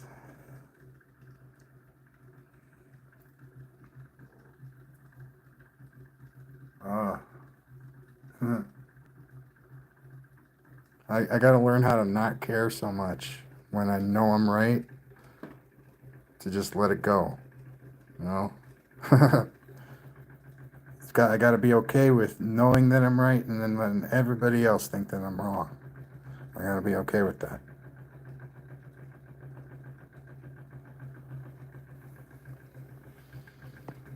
Because this is real. This is real. It's going down right now, but it likes to bounce around once it gets going in its sweet spots. Now, I'd say a max of about 2,000 RPMs, maybe 2,400 RPMs max. This is generating about 8 volts, 7 volts of BEMF. And it'll taper down at that speed, with the rotor going that fast. So I don't know what that means to everybody else, but with my stuff that I use, it means that there's definitely power going through the system. Absolutely. There's power running through this thing. Let's do this on live stream or off live with the photo editor. Well, yeah, man, hit me up on the Discord, man, and we should talk this out, because it sounds like this Trifilar coil right here has got a lot more potential than what I'm, putting forth here.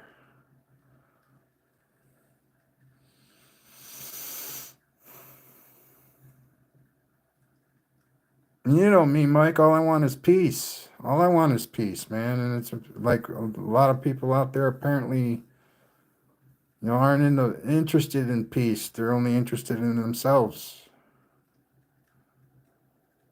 And if that's what it takes to get peace from you, then okay. You go ahead and do that. And I'm not talking about you, Mike. I'm talking about some other people. I don't even know. It would appear that would be the problem with you and me, that we don't care about anybody but ourselves, but it's exactly the opposite.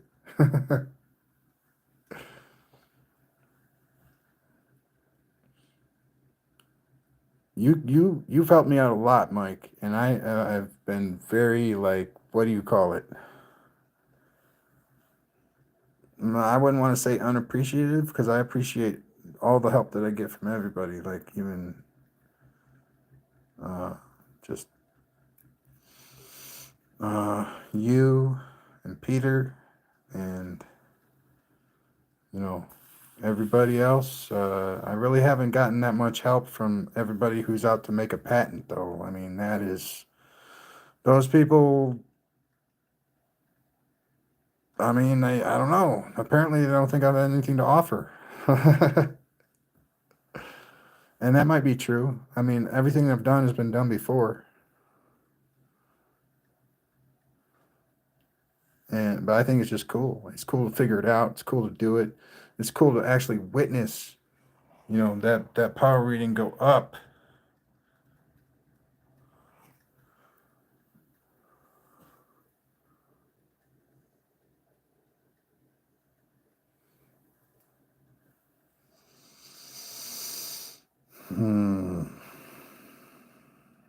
It seemed like every time I try to connect the 18 gauge through any type of connection, except the series connection to the 20 gauge, it just wouldn't function at all.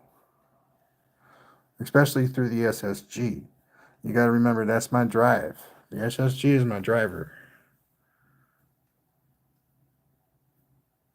So any like restrictions the SSG has, so does this.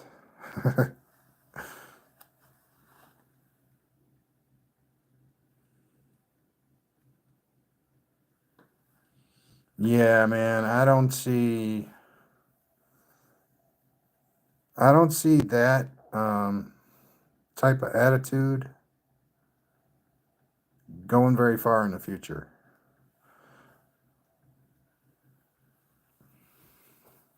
I don't know. I might be totally wrong about that, but I do feel that the people that are out just for the money are going to find out that everybody else is making just as much money as them anyway.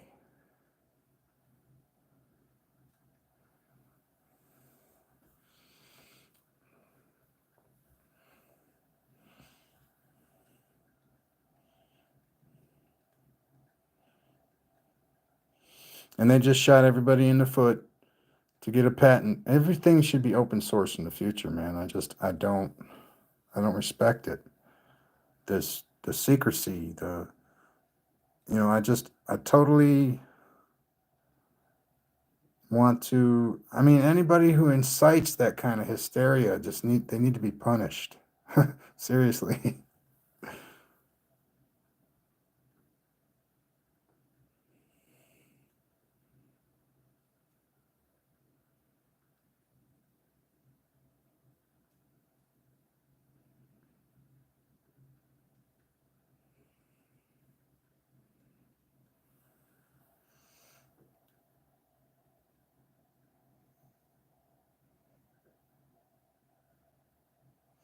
I see what you're saying. I got tons of other drive coils, man. I got a 20, 22, and 32. So that might even be better. And it's like a longer one like that. So I don't know. Actually, I got it right over here. See, I now understand why he was choosing the 20 gauge. This is it right here. It's got 20, 22, and a 32 gauge trigger.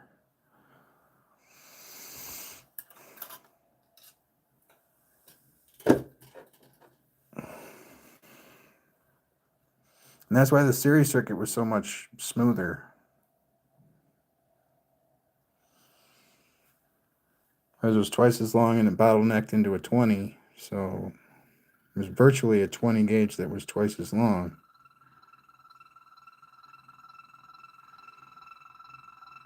But I like the benefit of having the other strand.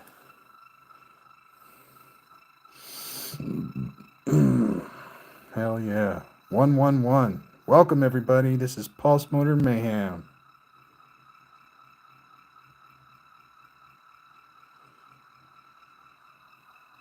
Not on this base. This base has already got Zenners, 100 ohms. It's got everything it needs.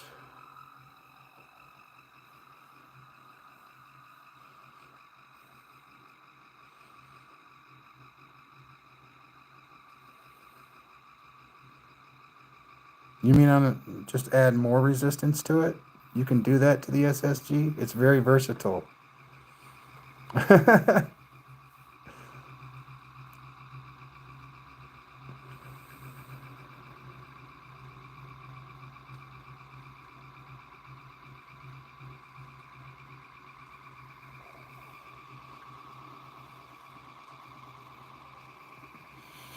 All right, I'll be right back. I'm going to go try and find the tack meter.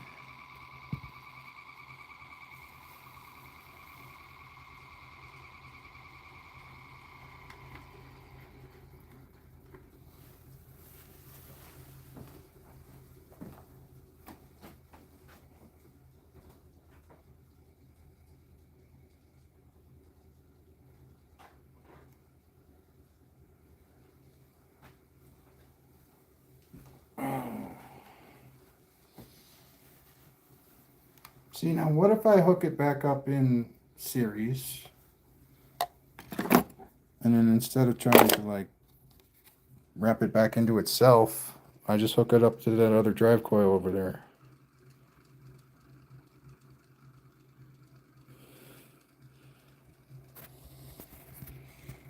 I don't know. I had it hooked up 180 degrees, and both these power supplies were hooked up to it.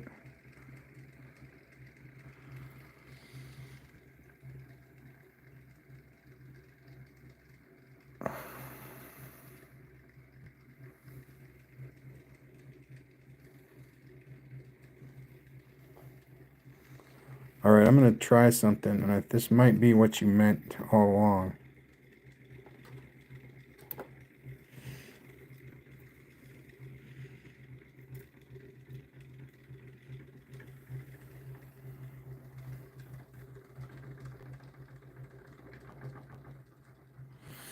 So I just changed the wires from this pickup coil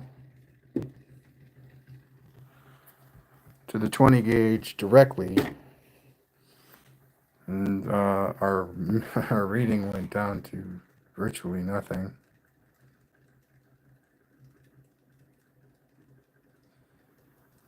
But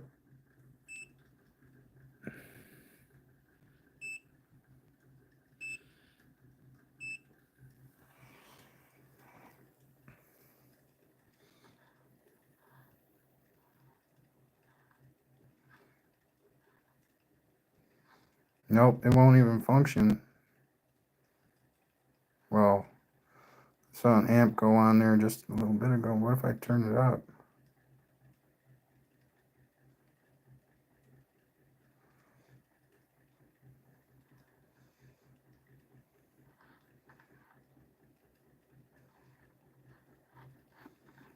No, we don't want that. Not that high anyway. I'll swap these.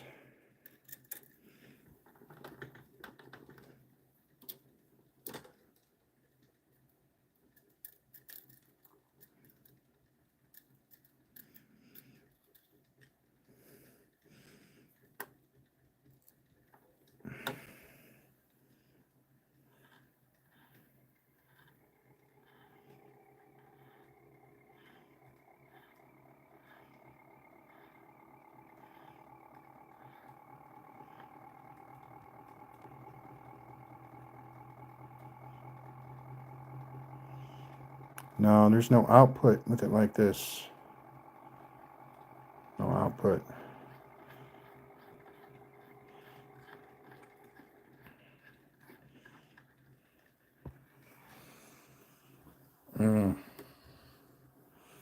So the light does not light up when I do it like that.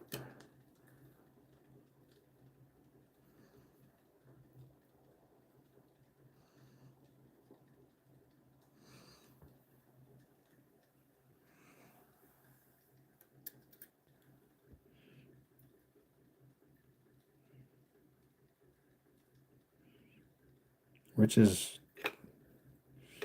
not cool.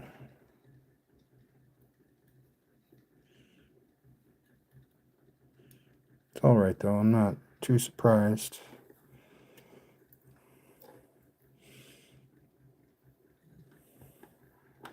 So what I'm getting at is that the SSG doesn't function properly when I try to use the 20 gauge in any other way except to add another drive.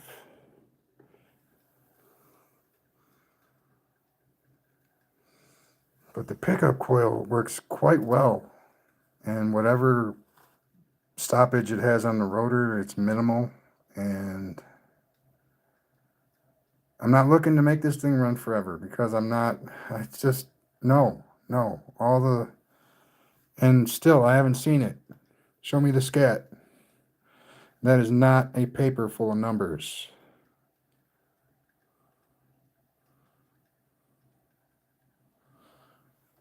But that's awesome. We're still above 1 volt.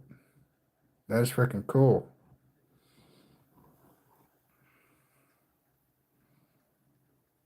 Hell yeah. Hell yeah. It's all fun, man. It's all fun and games, but I don't appreciate, like, and I'm not even saying anything about anybody. It's just, I like solid things that are awesome, that are really, really awesome. They're not real awesome, kind of awesome. But I think literally this, um, are, even hypotheticals, man. Everything that I built has actually worked. Okay, and everything that I've tried to do may or may not have worked. But everything that I built to get to that point where I could try stuff out has worked. It's all been real, like legit. So, red.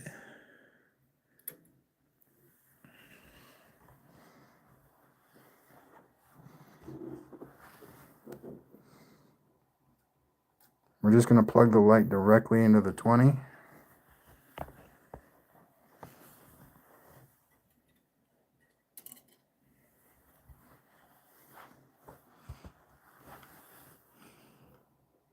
Now this I know we can do. Both of these lights should light up pretty equally and pretty much at the same time.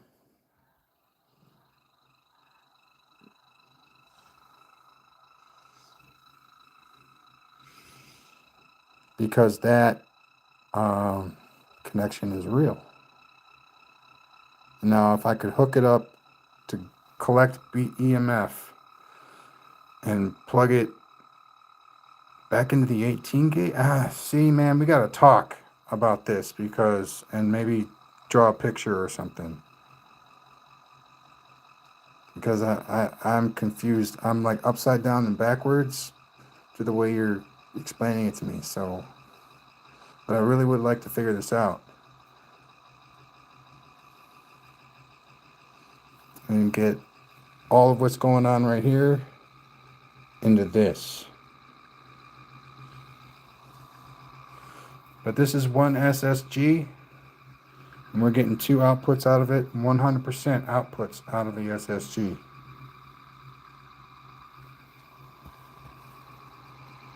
Maybe that one's 98%, and that's 100%. We're going to call it 100% for good measure.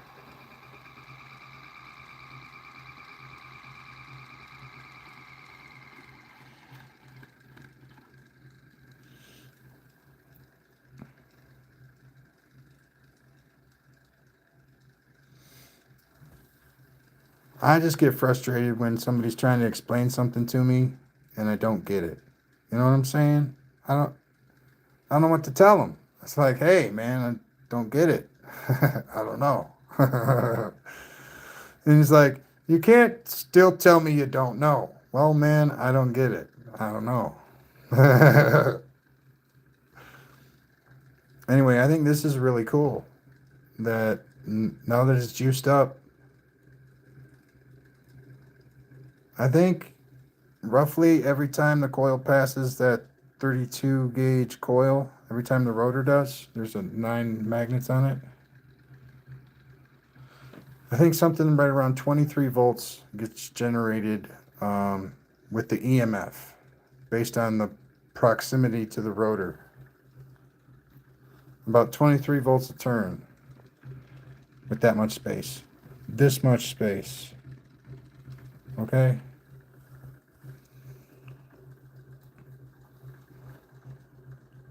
BEMF, we're getting a crap ton less, but it's still powerful, more stable energy than all that EMF. This energy right here, this 1.5 volts, is gonna make this thing run for another 20 minutes.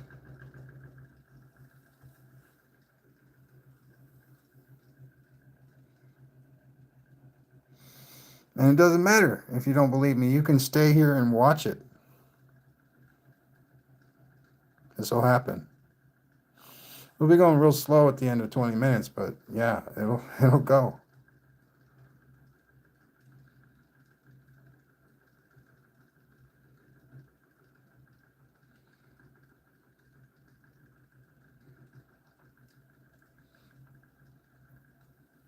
Hello, everybody. Welcome to the channel. It's Papa Bale.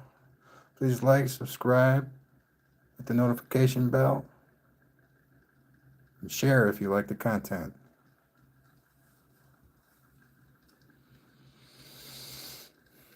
Now, see, me being a broke ass would be 100% open source and would expect somebody with money to actually build the real deal while I'm over here building prototypes.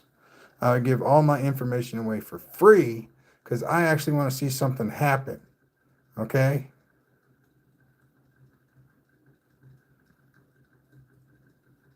And I don't have to be rich to give the data away for free.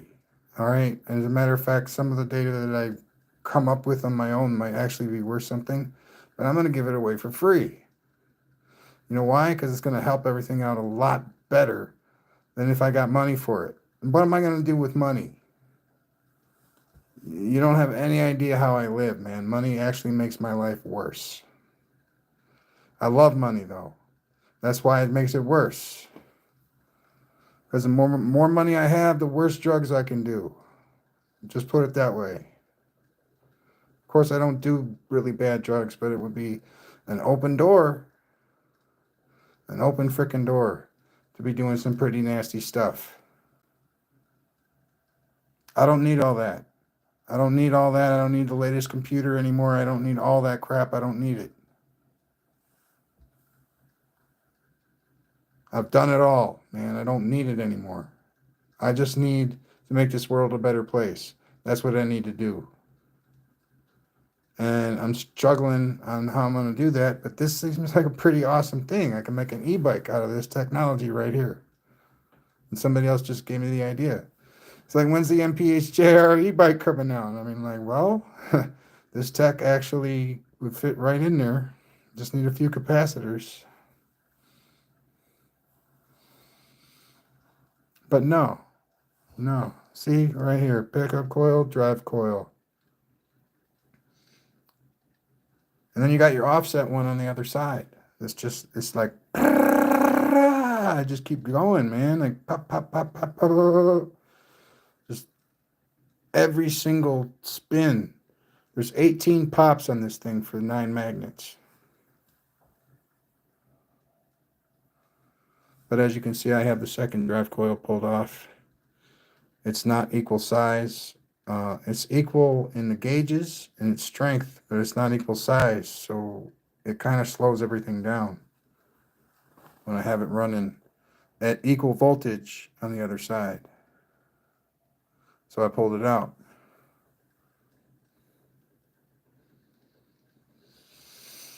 All right, we're just tipping below a volt now.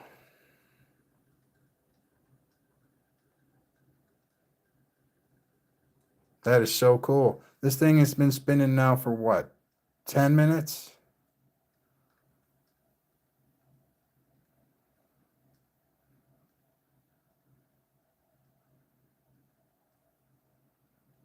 Oh, I love niacin, man. I love flushing niacin. It makes me feel like I'm on fire, dude, and I love that feeling.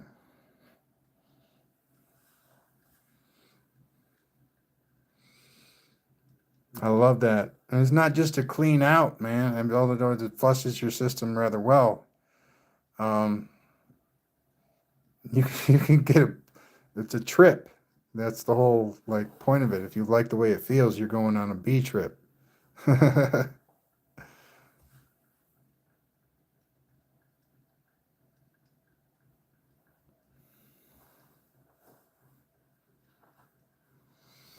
And then you got to be kind of sick because it actually kind of hurts a little bit. It literally feels like you're on fire, especially if you're dirty. The flush niacin is crazy hot.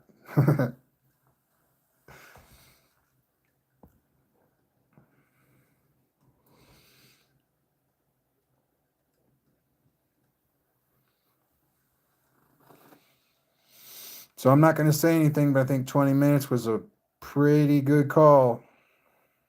It's starting to slow down, though. You can see it, like, slow down. Now with this system, I think the only way that I'm going to be able to reduce any more loss is to actually compact the pickup coil into that first bobbin there.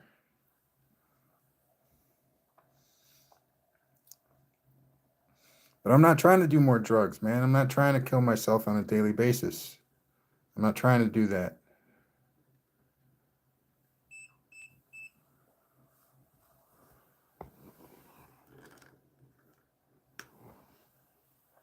There are like 3 things I've never done, and there's like 5 things that I'll never do. You know, it's got to be like that.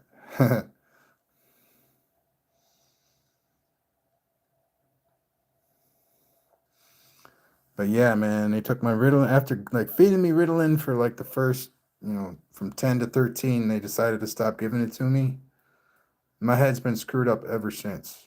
And I can't get any doctors to prescribe me Ritalin because I'm bipolar. And it really fucks with your bipolar. But I'm seriously ADD up the wazoo, man. I'm like so off the walls. I'm absolutely cursed when it comes to the pharmaceutical industry, man. I'm just freaking cursed. I either have to, dope it up, basically, get it off the street to get any kind of neural stimulation whatsoever. If I want to, I have to do it illegally, which I don't do. So, I'm screwed. I got to drink coffee. I got to take energy shots. I got to do what everybody else does, do the energy thing. But I'm telling you, man, Ritalin is so much easier than all that crap. So much and way better on your body, even though it really wasn't.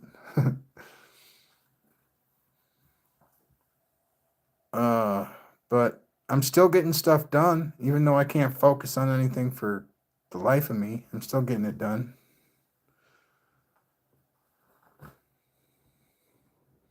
We're now dropping to half a volt.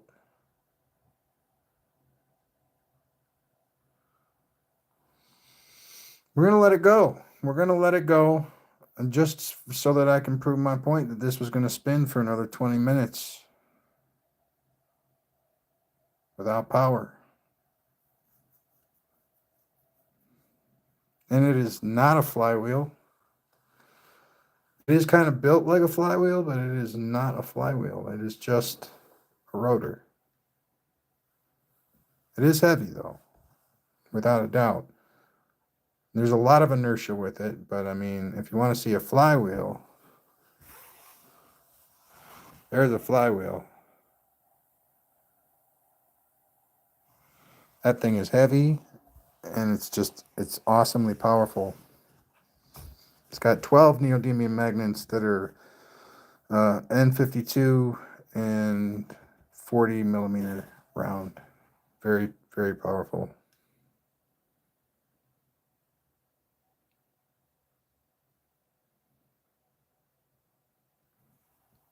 Yeah. Is that for the liver, Mike? Is that for the liver or is that for the whole system?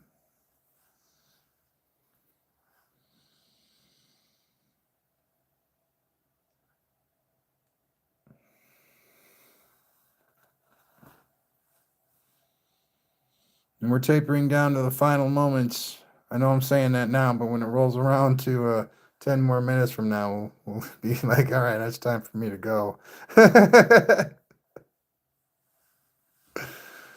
See, and even as it slows down, once it reaches a certain slowness, you're not going to get any more generation. And it'll continue to spin, but there won't be anything coming off of it. But as long as there's something being generated, I'm pretty sure it's going to be stuffed back into here, at least up until a certain point. No, actually, because it's an 18 gauge, I think it's already like stopped running, basically. But you're still getting a generation off of this. It's just not enough to, like Mike said, the 18 gauge is a little fat. So when the energy gets in there and, goes boom to try and start things to go, it's really weak. and it doesn't work.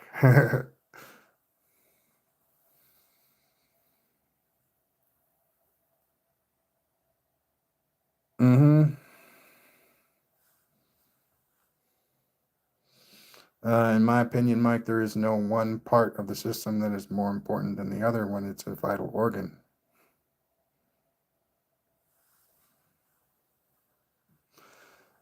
End quote.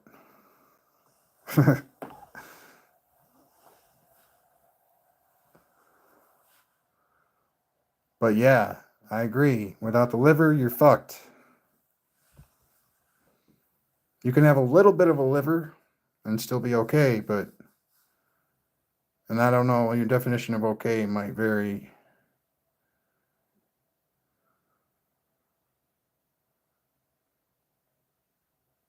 Nah, Mike, I understand.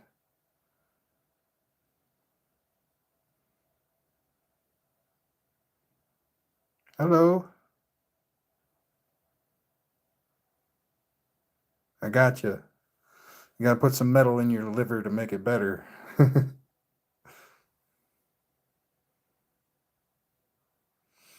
All right, look at that. We are tapering down to just about nothing. We're coming up on what appears to be about 25 minutes.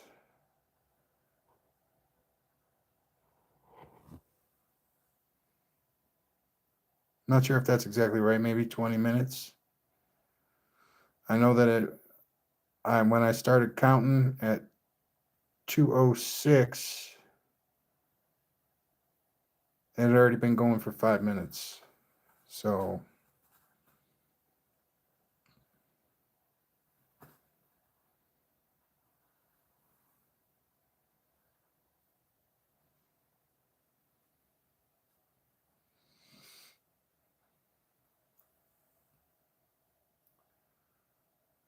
I mean, like, if it's an easy regiment, Mike, I can get on it real quick. If it's gonna be, a bunch of stuff that I gotta do half past the monkey's elbow and like a quarter past the moon and all this shit at the right time of the day and all this crap. I mean, I take meds twice a day.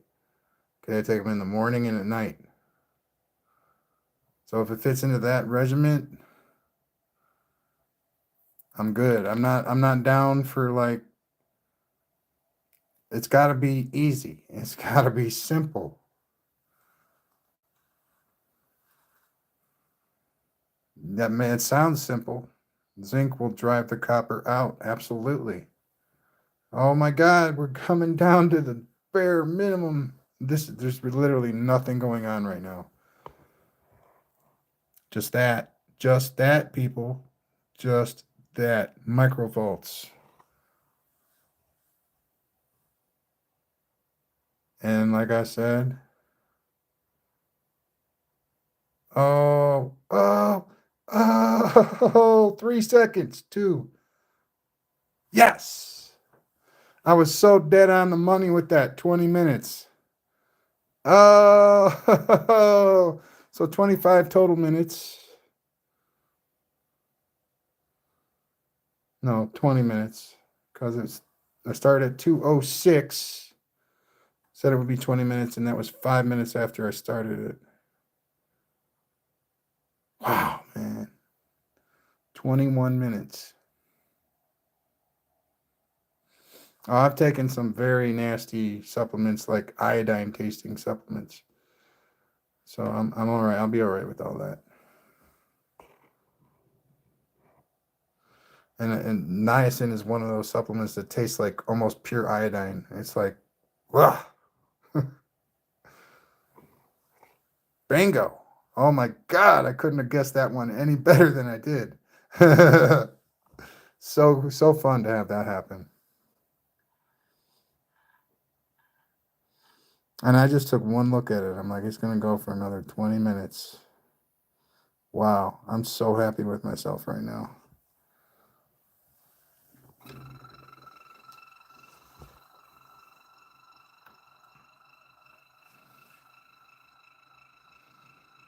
Hell yes, man. That is such a good feeling. And I want to show you guys something.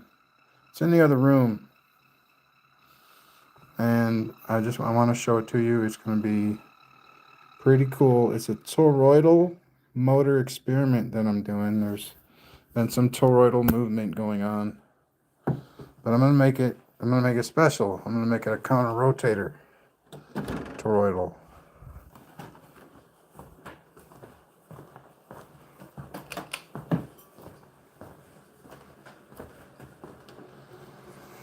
Okay, so what we have here, all these tubes, these are tubes, aluminum tubes, and they move. They roll like so. They're very mobile. They roll. So I'm gonna get toroidal something and put them inside and have them be out, have it be round, 4 inches round. Have these be on the outside, and then have the magnet toroidal rotor spin like that,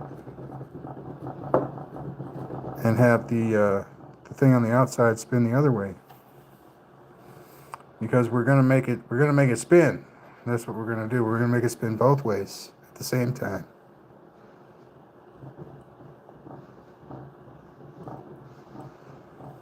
Now that rotor is slightly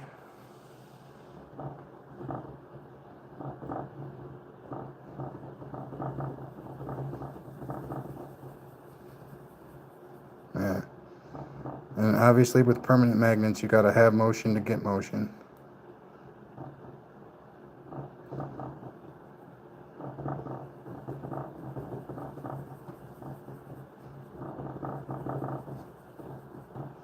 Anyway, I could get that going sometimes. So these, I was thinking these big magnets right here like this would fit right on the inside and just sit right in those tubes. And maybe,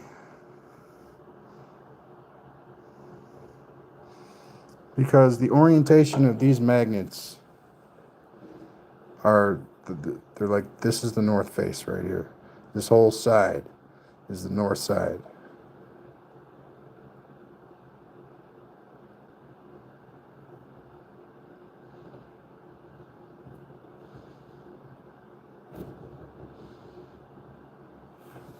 It's a little off balance, so hopefully some way I can repair that.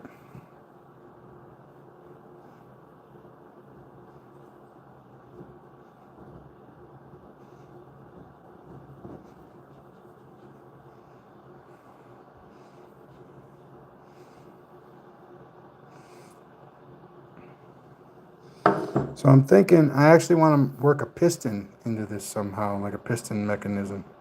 Some sort of, when this spins, it's going to crank, if it's going to be permanent, it's going to crank these back and forth.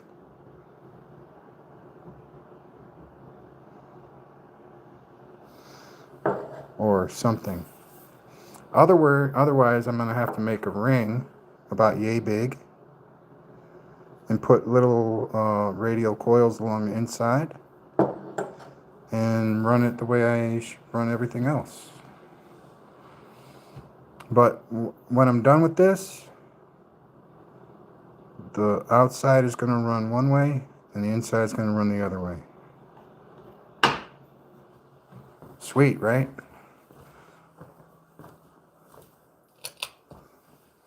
Is it going to run itself? Probably not.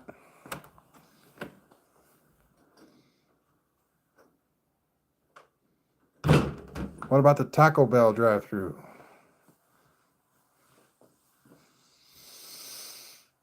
Same deal, though. Same deal. Same difference. Gotta get some of this water.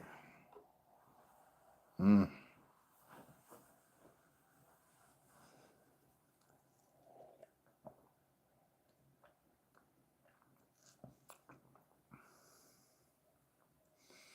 what's up, everybody? Like, subscribe, hit the notification bell. Share this content if you like what you see. All right.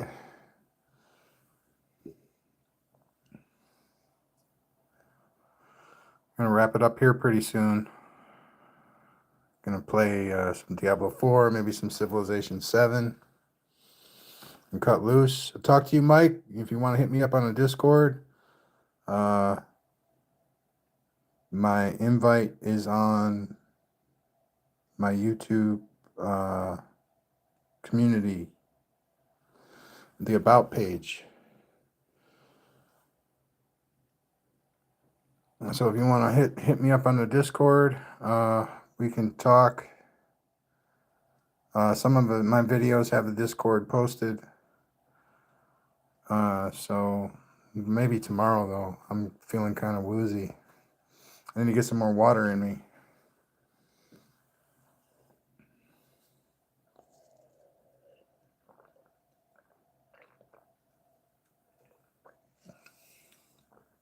Oh, wow, that feels so good. And it's not even cold.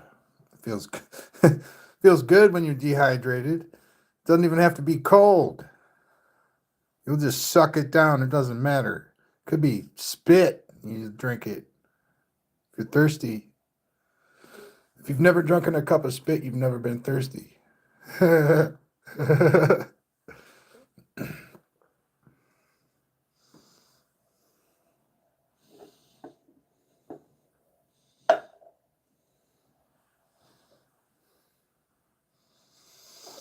All right.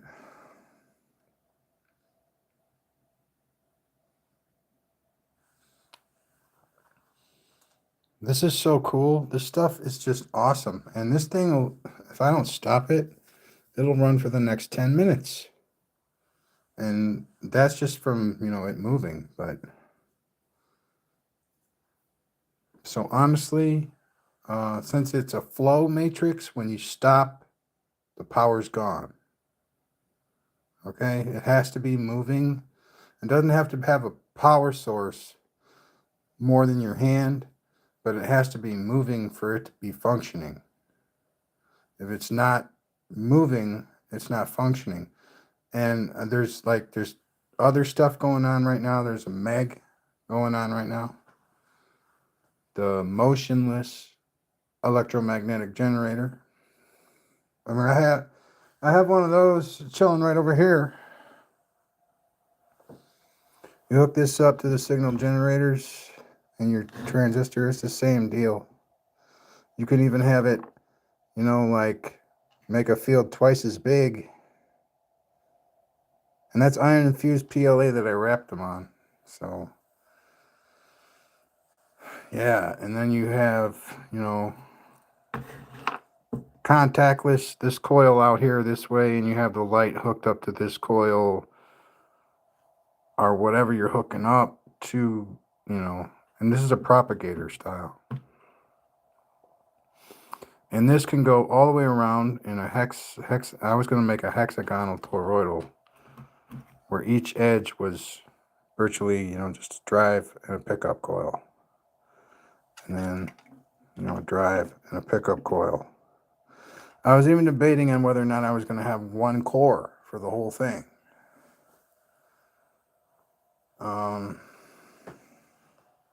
I think that's awesome. I think that's cool. More power. More power. To all of those people who want to do stuff. And I totally understand wanting to build stuff. I get that 100%. I'm not an engineer, but I like to build things. So when I build it, it might be built out of straws when you would have built it out of wood. But it virtually does the same thing, except mine's cheaper. No, I don't think that's very funny. I have the greatest respect for engineers and builders. I have a great respect for education. I would never shun or,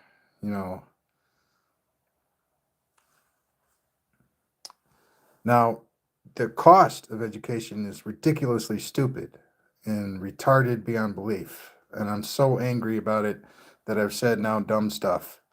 But I think that education is one of the most important things and actually distinguishes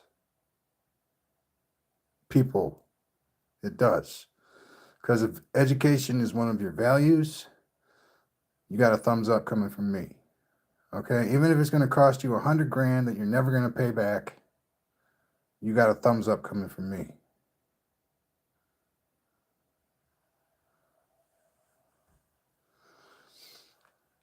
You know, you don't necessarily have to be a success all the time to succeed. As a matter of fact, people that succeed probably have just as much failures as they do successes. But they don't give up. They have more energy than people. It's like weird, you know, like I think people that are depressed and have to try 5 times harder to get something done are way more stronger than people that just get it right the first time. You know, you get it right the first time, that's good for you. If you're going to wave it in somebody's face, I hope you get smacked. Seriously. Like smacked in the face. And then you're so dumbfounded that you don't even realize that now you can press charges. You're just like, oh my God. You don't even know what to do. Got smacked in the face so quick.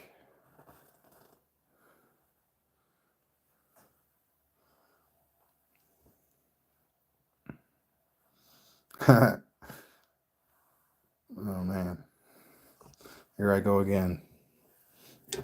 So I'm going to spin it. Spin it. I think I know what the problem has been with all my live streams.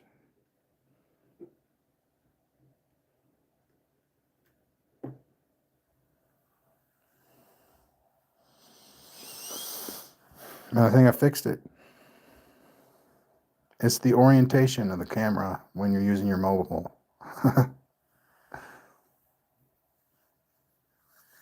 It opens up your viewer base to a different platform. So if you have it vertical, you're going to go to the short platform. If you have it horizontal, you're going to go to the video platform. I go to the video platform most of the time. But, you know, that yields video yields. That it does. But when you're running it as a short and you're doing vertical mode, you're going to get hits like a short. And you're going to get, you know, the short views. So I don't know if that's like totally really a thing, but it feels like a thing to me. So I'm just going to keep doing what I'm doing. But like this thing has really got to settle in. It's got to settle into a rotation, and then you can really find out the ranges where it's going to be the most effective. Like I think between one, with it right up on the rotor, with this connection, like right up on the rotor, like yeah.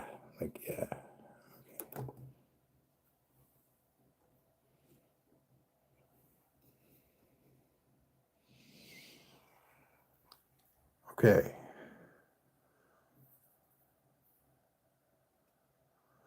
Now, the ranges, I think that the ranges between like 1.5 and right now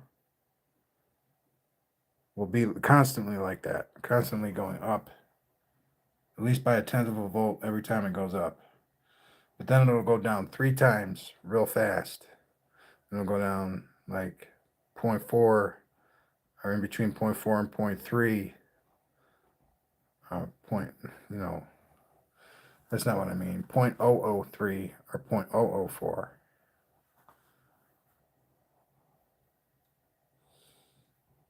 And then from it going like 0.003 down 3 times 0.004, so it goes down about 0.102, and then it'll go up 0.1. I don't know. You can make your own observation there. And that's how much BEMF is being picked up off of that coil right now. So about a volt.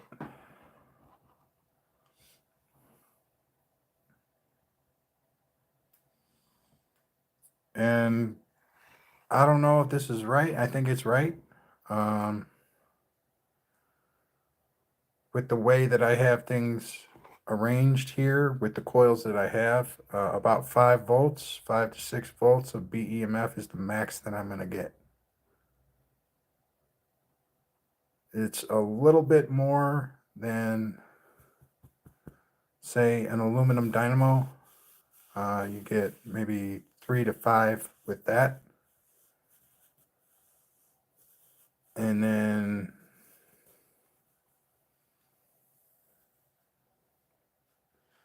yeah, so it's really got about 6 volts of runtime on it. And then the beginning when it's going real fast, you'll have consecutive drop till about 2.5. 2.5 to 2.1 is a sweet spot. And then it'll drop from 1.9 to 1.6. And then from 1.5 to 1, there's a sweet spot.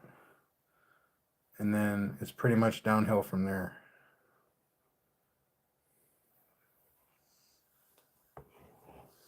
See, I'm trying to tell you something. Yes, I'm trying to tell you something. It's really hard to hear.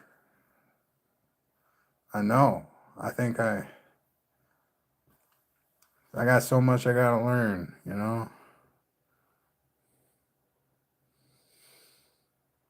But I think this is pretty freaking awesome. We're even getting, since there's only the one coil connected to the drive currently, we're getting backlash on the power supply.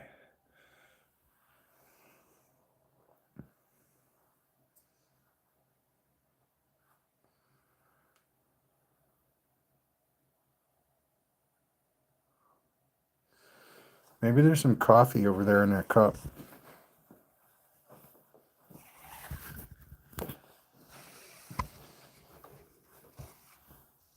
Yeah, and that's not been sitting there too long.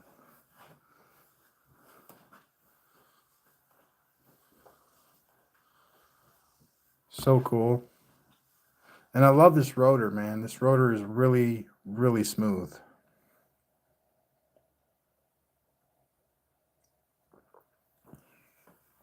Had to put the duct tape on there and make sure the magnets stayed in there.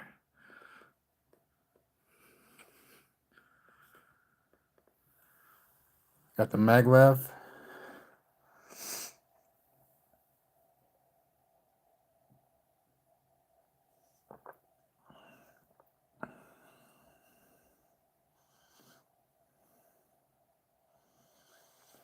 Oh man. So I don't know exactly.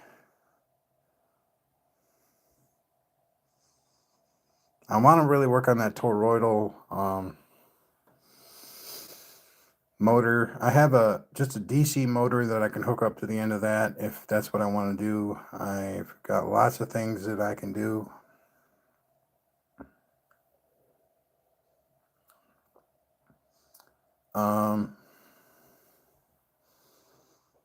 Yeah, so I want to find out the radius. It's a square that's 35 millimeters by 35 millimeters. And when I turn it, I want to find out the circle. Okay, I want to find out the square inside of a circle. And I want to find out what that circle is. And then I want to make a small air gap. And then I want to make a ring about yay big. Maybe a little bit bigger. Or make the wall a little bit smaller. So the middle hole's a little bigger. And then fit it right under those tubes. With a ring of coils. Or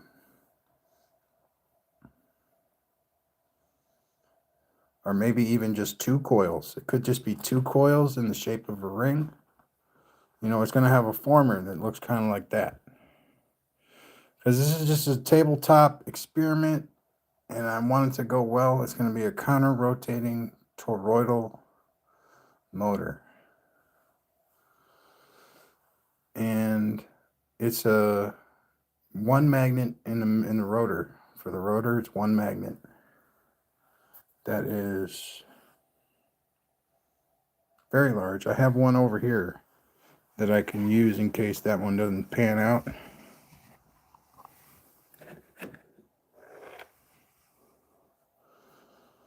So, yeah, that's it right there.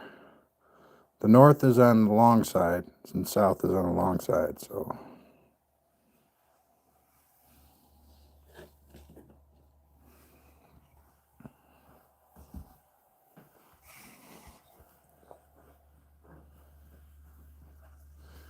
And yeah, I do. And I will. So thank you for not mentioning it. All right.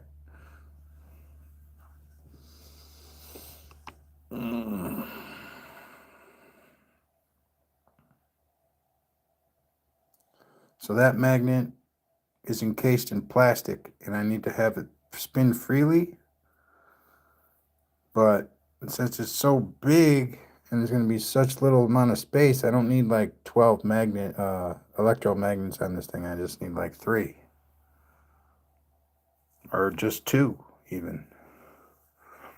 But it could be 3, and we could use have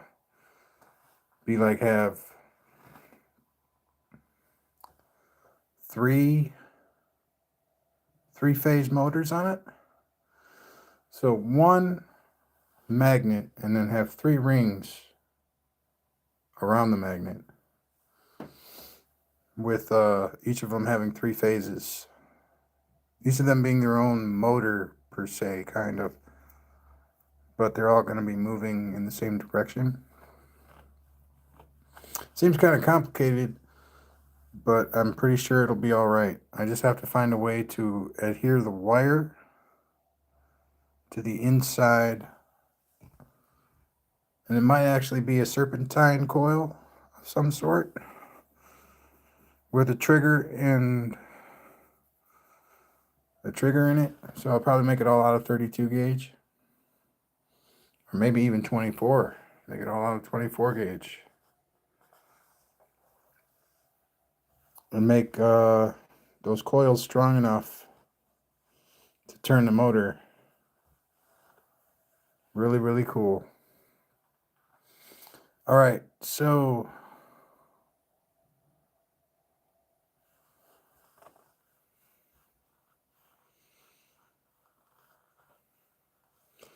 I'll be right back. Gotta get something to drink.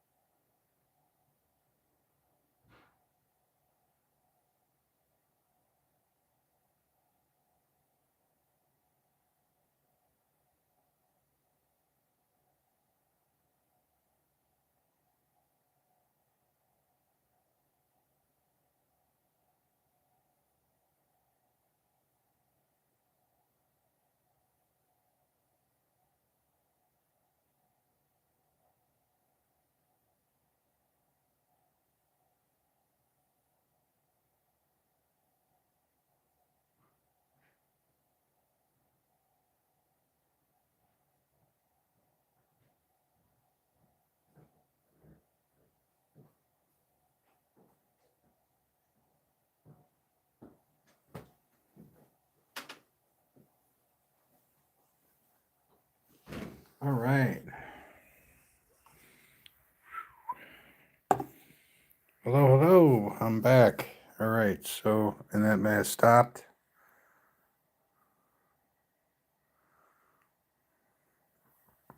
Yeah, I think the Meg's going to be sweet. And I'm not saying anything negatively. I'm going to open source all my stuff immediately. Whatever I'm working on. I make videos all the time.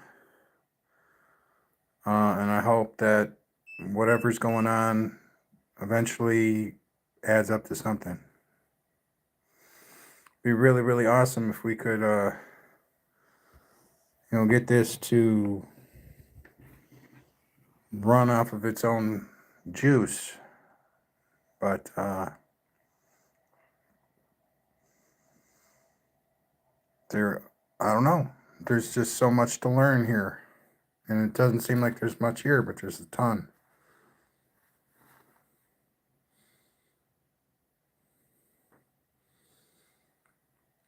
Yeah, but I'm going to take it easy. Thank you all for coming out. Peace out. Have a wonderful night. Please like, subscribe, hit the notification bell. Please share if you like this content. Thank you so much, everybody. Peace out.